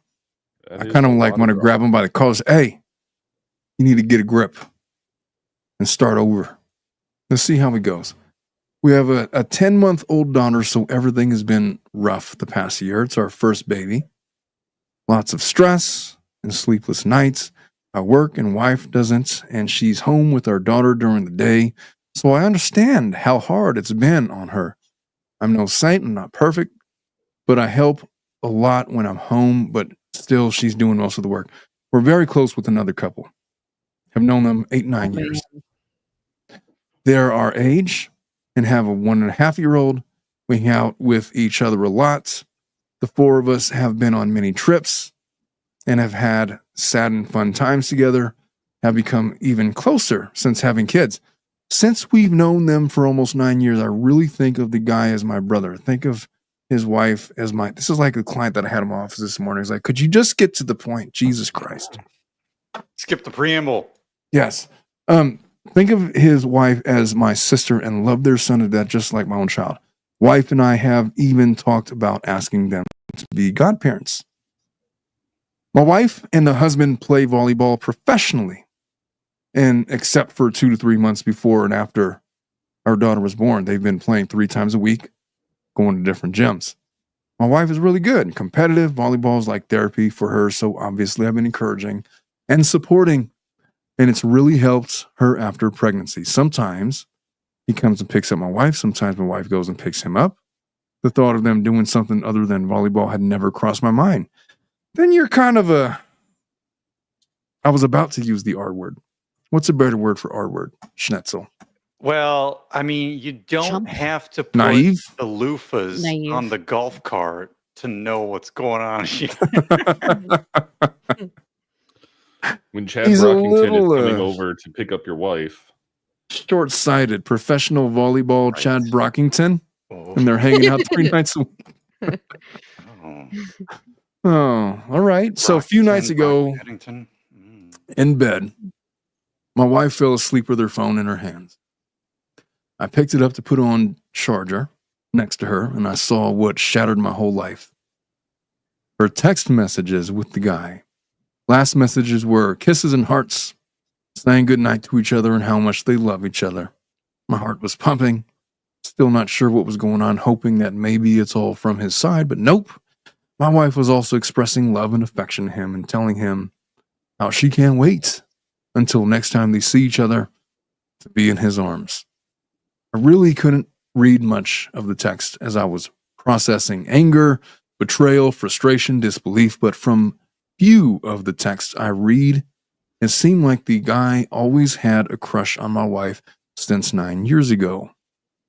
That we all met each other, but never expressed anything until approximately 1.5 years ago, that something happened and their relationship started. I really couldn't continue reading as I was almost throwing up, so I put her phone down and went to bed. Couldn't sleep at all that night. Nights since then. Obviously, this is all I'm thinking about every day and all day but can't help myself not think about that our daughter is 10 months old and 10 plus 9 equals 19, so almost a year and a half. We were actively trying to conceive back then, but still, what if? What else could have happened a year and a half ago? This guy so many questions. He's pretty, I mean, he's decent at it, I guess. I have so many questions, but don't really know what to do next. I've ordered an at-home DNA test kit, but that's hard. But after reading more of their messages on another occasion, I'm pretty confident that so far their relationship has been mostly emotional, and the only thing physical has been hugging each other that he knows about. Mm-hmm. That's a stretch. He needs Brett from RavGen immediately. Yeah. It also depends on which body parts we're hugging. Yeah, exactly. Oh my. Jesus. Intimacy. It seems that the guy is trying to push the limits, though, as the hugging has just started a month ago. How does he know this? Only the intimacy coordinator knows for sure. Maybe one text was like, "Oh my god, it felt so good to hug you the other day." Maybe they're using code. Maybe they're using. I was gonna say that's code word. Yeah, woman to woman. and just in case the partners like found messages. So what does hugging really mean then? Sex. This guy watching, if you see the letter Z, run.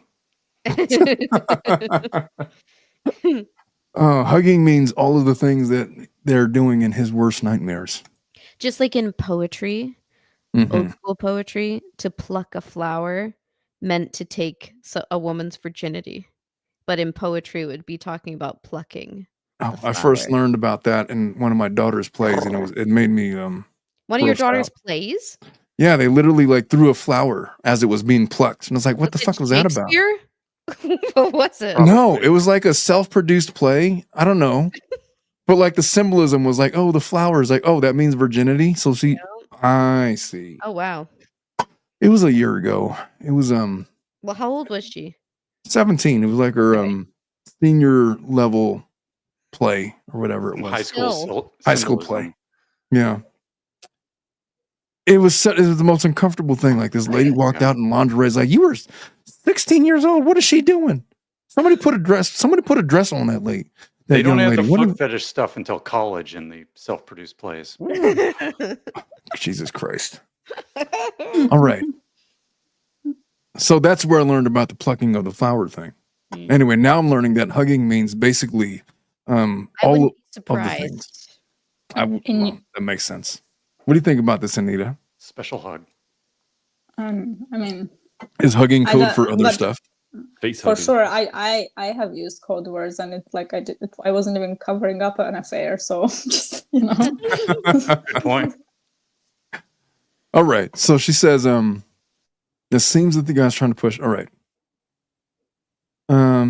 Just started a month ago or so. My wife is feeling uncomfortable with the rate of progress in the physical domain, but still, she's an adult. And no one is forcing her to do anything. She can say no. She can stop the guy. She's choosing to send hearts to say she misses him. She loves him. In her messages, she's mentioned quite a few times that she still has feelings for me and can't really compare and choose between me and him. Ooh, that's deep. I mean, when you're presented with Chad Brockington and Brock Chaddington, how do you choose?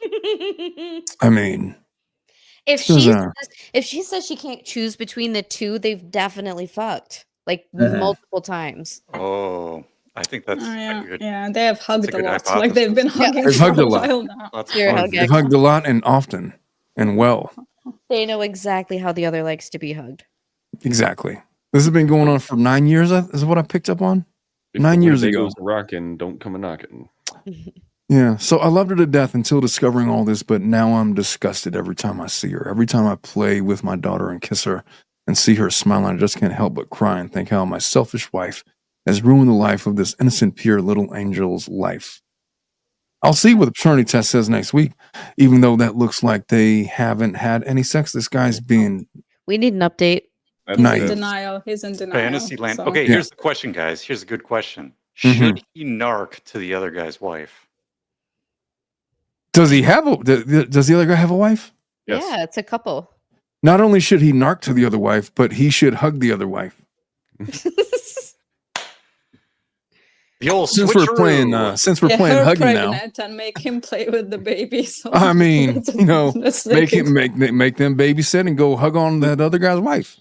How about that? The old roommate life of Mormon wives. Yeah. Hug her good and hard, hugging in all of the ways, Not even Seinfeld could pull that off, the switcheroo. Well, I don't think Seinfeld would be the guy. Hopefully this guy doesn't look like Seinfeld. I can't imagine that he's not the guy you would want to fuck. Wow. I don't know. I don't know what that even means. I'm just saying I couldn't picture Seinfeld being the guy that would get revenge in that way. Actually, wasn't it George who was trying to do the roommate swap? I don't remember. Maybe who did the roommate swap? Maybe George was just consulting. Oh, George? I can't look at George any other way than his role when he was the guy in Pretty Woman. Oh. That's how I will always think of George. Mm-hmm.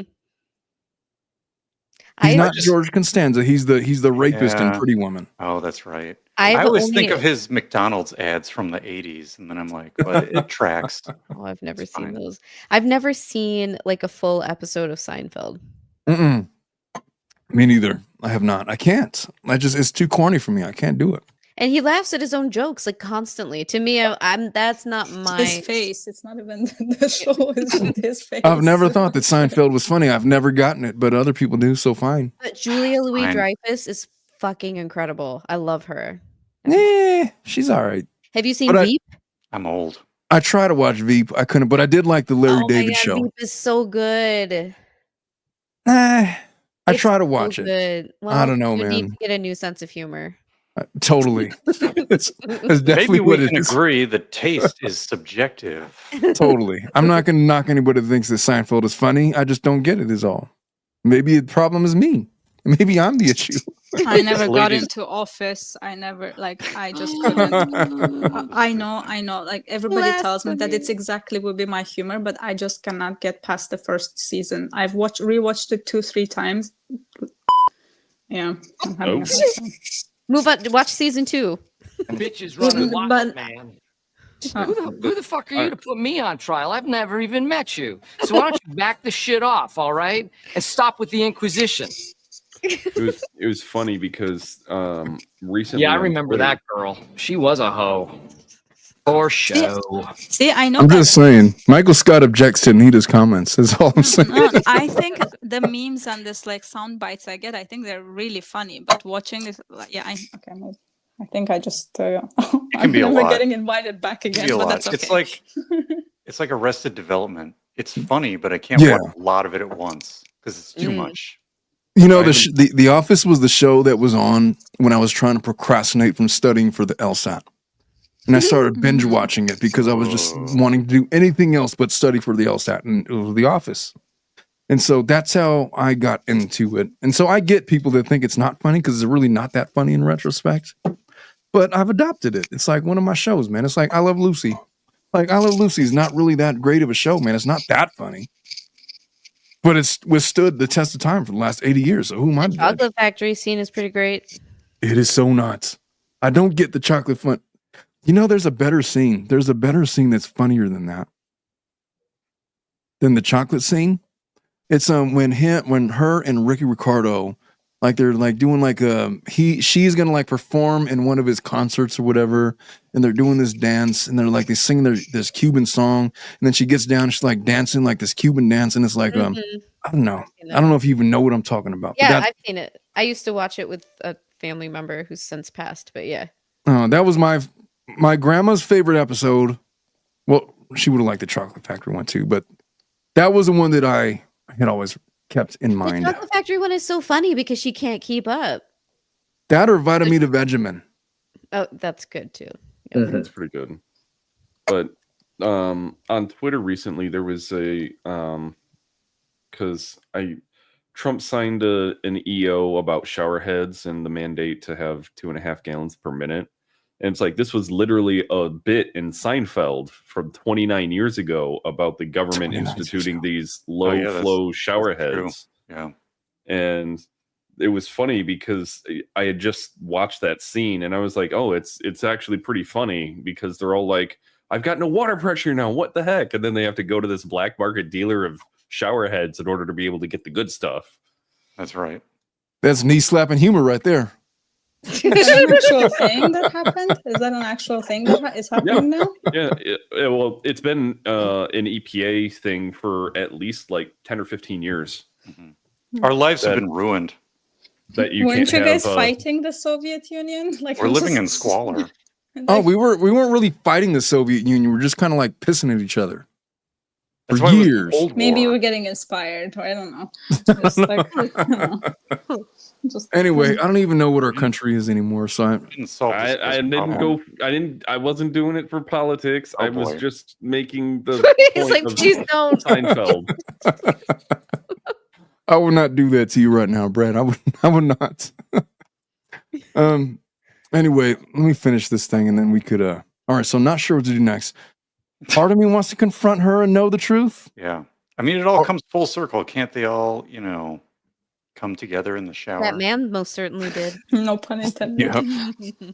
I'm sure part of me wants to work it out and try to understand her reasons and work to recover from this and save our marriage. How can you recover from this? Like, I don't mind. Again, I think how can you recover? 13 years, huh? How old is this guy?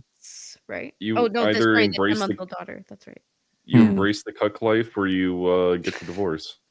I think chat was basically saying like, this guy could never imagine doing that to anybody else. So his default position is nobody else would ever do that to him. So he has this cognitive dissonance between the evidence he has. For sure. And I'll tell you what else everyone actually is. Let's just say he even says that, I can't believe she could do it to our child. He's not even accepting it was done to him. That's like she's been doing it for 13 years or for 9 years, long before the child was ever around. He's smart to get the paternity test. But look, man, there's a harsh truth for this guy.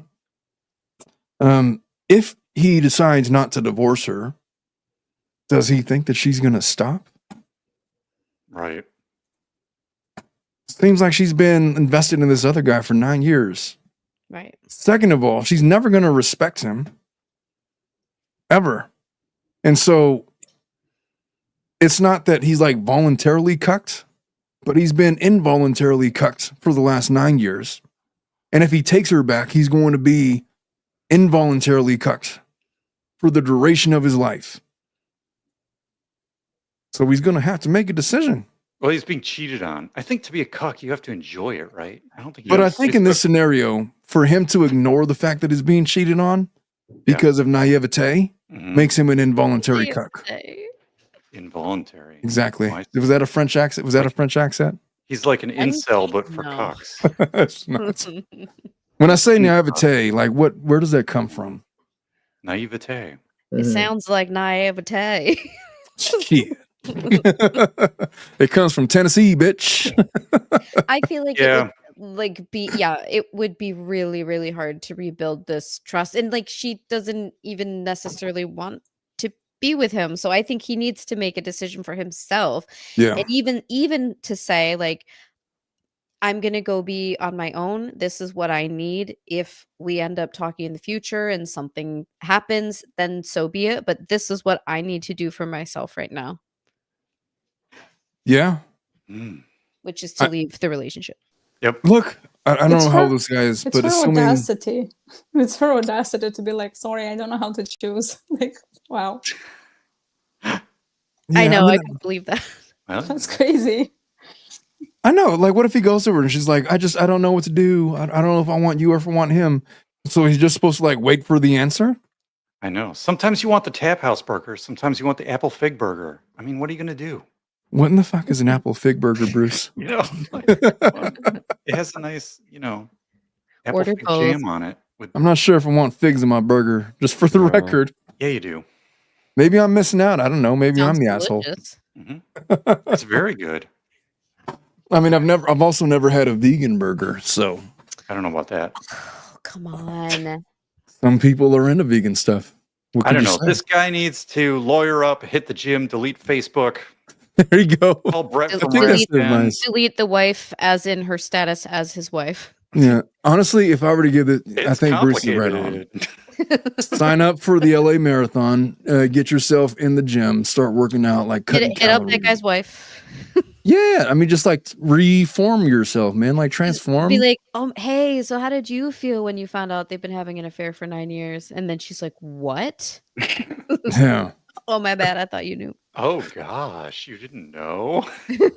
I mean, there is like there is like an other end of that story, you know. I mean, when it happened to me, you're also free every 3 days a week. Oh my! I'll just say this, man. When it happened to me, I was like 26 years old. I was like well into my prime, and then it was the best thing that ever happened to me because then I got to go like discover myself, and then I did. And back then, like when I was married the first time, I wasn't shit. I wasn't anything. I wasn't a lawyer. I was barely making it. I had like an undergrad degree. I was like contemplating whether or not I should go to like grad school or something. I ended up going to law school. And then after I got divorced, I became all of these different things. And then like lives just like wildly diverged. And so I got my ass in the gym. I got, I did all this. I bettered myself. And, things, it's just funny how things work out. I mean, this guy's 13 years in a marriage with this lady. I got to assume he's in his 30s at least. Mid 30s, late 30s. Make it happen. Like get in there and live it. Look, like I told Bruce, you're going to wake up tomorrow. You're going to be 50 years old. And then what? And so put it together. Start putting it together now. You don't have to tell me. I'm already old. I mean, get the results from the DNA tests. And if it's not your kid, then thank God for that. If it is your kid, be a man, be a dad, pay the child support, whatever. You're wiser for the encounter and find yourself a better woman. What could I say? But don't You're like saying pretend. It's better if it's not his kid. Oh my! I mean, it's easier on his life. I don't know if it's better or worse. It's easier on his life. Psychologically, though, that's damaging to realize you've had this kid for 9 months that's not yours. Like he can get over I get what you're it. saying. Like moving forward, you don't have to do the child support or whatever. But the child is the one that's going to have to deal with it. But thankfully, she's only 9 months old, and so she's probably not going to remember much. She's 10. I mean, there's not a lot of 10? pluses. There's not a lot of pluses here. Is she really 10 years old? Yeah, not months. Oh, months old. Oh, 10 months. Okay. What the fuck was that about, Schnitzel? It was just trying to be funny, and then you took it all serious. I was like, 9 months is I thought she meant 10 years. Like, I missed something big. All right, 10 months old. She's not going to remember much. And so, like, there's no harm, no foul. But if it is his kid, then he's going to have to man up and do those things. But hey, I mean, if it happens, going and getting a divorce lawyer and deleting Facebook and all, it's not easy. It's not easy. No, but it's not. Like, I guess, here's the thing. It's hard to do, but the steps are easy. Like, the steps are very well laid out. Mm-hmm. Yeah, they are. It's hard to execute it psychologically. I guess the benefit is you get to go on this big spiritual journey, and you're forced to reconsider your place in the universe. And in many respects, that's a beautiful thing. And with this guy, if it's not his child, then he gets off easy because then, hey, I guess go raise the family that you guys have been building for 9 years. If it is his kid, that sucks, but he's going to have to deal with it.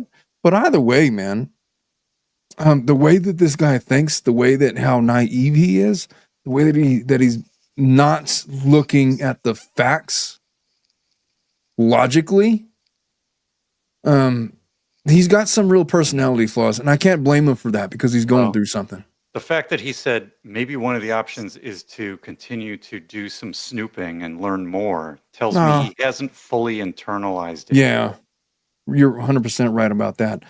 He hasn't accepted what's right in front of his face, and that's a problem. So, I don't think I read this last paragraph. I mean, at least he might get better shower water pressure in his future, so he's got that to look forward to. Oh boy, Jesus Christ! Doesn't have to take these scalding showers, 160-degree water for no reason. What? No, it's about the pressure, not the temperature. Well, sometimes it's about the temperature, man, because I don't know what it is about women, but they have like this weird sensitivity to heat or non-sensitivity to heat. They could take like a bath in like scalding boiling water for no reason. You can turn the temperature down, Omar. You realize that? I can, but never mind. Oh boy. Anyway, folks, that's all I got for you guys on Flad. Do you guys have any? That's not a bad. you know what? We got it in under an hour. That's 2 hours. 2 hours. That's what he said. That's what she said. That's Do you guys have any parting thoughts? Oh boy. Because we're not going to see Bruce for another couple of weeks. Oh man. Talk to your partner. Well, you never know. Effectually communicate your wants and desires. Yeah. If your butthole is sore, Bruce or Brad, I recommend. Wow. Never. There's Preparation no hope H. for you. Even I at don't the have end any of that freaking recommendations. stream, you called him Bruce. I totally did. I can't help it. I can't This help whole it. long conversation. But you know what's funny? I do the same thing with my daughters. Like I call them the opposite name every time. If you leave the little name tags up, you'll always have the real name. It'll never matter. I call Avi Oli. I call Oli Avi. I can't help it. I don't know what it is. Well, she's only one thing. She's the, She's only one thing. She's this hot, sexy thing. What? Yeah, I don't have to call her by her name. It's weird when I do. What do you say? Hey, you. Say, hey, listen, wench, I need a sandwich forthwith. I don't say that at all. Fan me, feed me grapes. Yeah, all of the things. Yeah, it's weird. I never really call her by her first name, like ever. It's weird. It'd be weird if I did. I always say Honey, but my mom's dog is named Honey, and my parents are here right now, so like we keep saying Honey, and we're both like, "What?" It's like, no, I was talking to the dog. That's funny. I feel like at work, when I was at work, people would use names in sort of this antagonistic way, like if they're arguing, in a meeting. Like, well, Brad, we have 16 weeks to get this thing done before the end of Q4, So I always feel like if you say someone's name, it's because you're being sort of antagonistic or condescending. So or like trying to explain how the seriousness of the situation. Yeah, which is again sort of like, listen, Bruce, or listen, Bradley. Exactly. Brad, is your real name Bradley? It is. That's awesome. I'm going to call you Bradley from now on when I'm mad at you. I probably got to go back to everyone else does. So I probably got to go back to the Reality Steve interview to see how often Gingras uses Steve and Rachel's names. Look at Steve. Rachel, you're just wrong. Yeah, it's like that, right? It's sort of a like, how do I get a higher position in the conversation? Well, I'll just say your name. Gingras is like, no, don't say a name. Tell me the substance of your statement. Like, I know my name. I'm still not Omar interested doesn't, in but I do. I mean, I know Brad's name. I know Bruce's name. God damn it. You just don't know which person they go with. I just have to let my brain settle on who I'm talking to for a minute. It's something with a B. I should come up with like a nickname. I should just call him the Moose. Call him Moose and Goatee. Yeah. Moose and Bradley. I'm always in trouble. Like, it sounds like an 80s buddy cop show. After Keggy and Lacey, we've got Moose and Bradley. Yeah, and Gingerbread is always going to be Gingerbread, but I'm so disinterested in whatever that guy. He's got no credibility, like in this universe. He just doesn't. You have no credibility. I know. I said I can't. I couldn't litigate my way out of a paper bag. Yet I knew the law in Arizona better than he did. He has such a crush on you. He cannot stop talking about you. That's cool, but I don't. But Omar, did you way. know that the Garcia case is a direct relevance to her case? Yeah, totally. It's totally, except it ain't because they're both issues of due process. Oh, tell him to write me a love letter then, and I'll get to the only thing they have similar right now is that they're both unemployed. Oh boy. Oh, he must probably is brutal. No, at least the guy in prison might be getting paid like a penny an hour or something. Oh, that's true. Yeah. True. And his cheeks are getting clapped. Oh boy. On the regular. You never know, man. Hey. Well, you're saying it like it's a fact, yo. Gingerbread. Oh, no, it's an opinion. It's fact. It is not a fact. It is an opinion. So as to guard against any unnecessary litigation. Anyway, I love you guys all. And I'm going to end the stream for tonight. You guys all too. I love all of you. You guys have wonderful nights. And thank you guys for joining me on tonight's edition of Flad.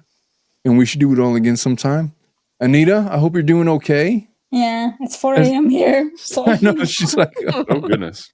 Wow. Yeah, it's like in the deep night over there. And it's okay. It's the Easter weekend, so yes, ma'am. Rest up. Get some rest, yeah. Rest up. There's more sleuthing to do. Especially on Sunday. Find that bunny. Yeah, you guys all have a good weekend, man. I love you all. Bye-bye.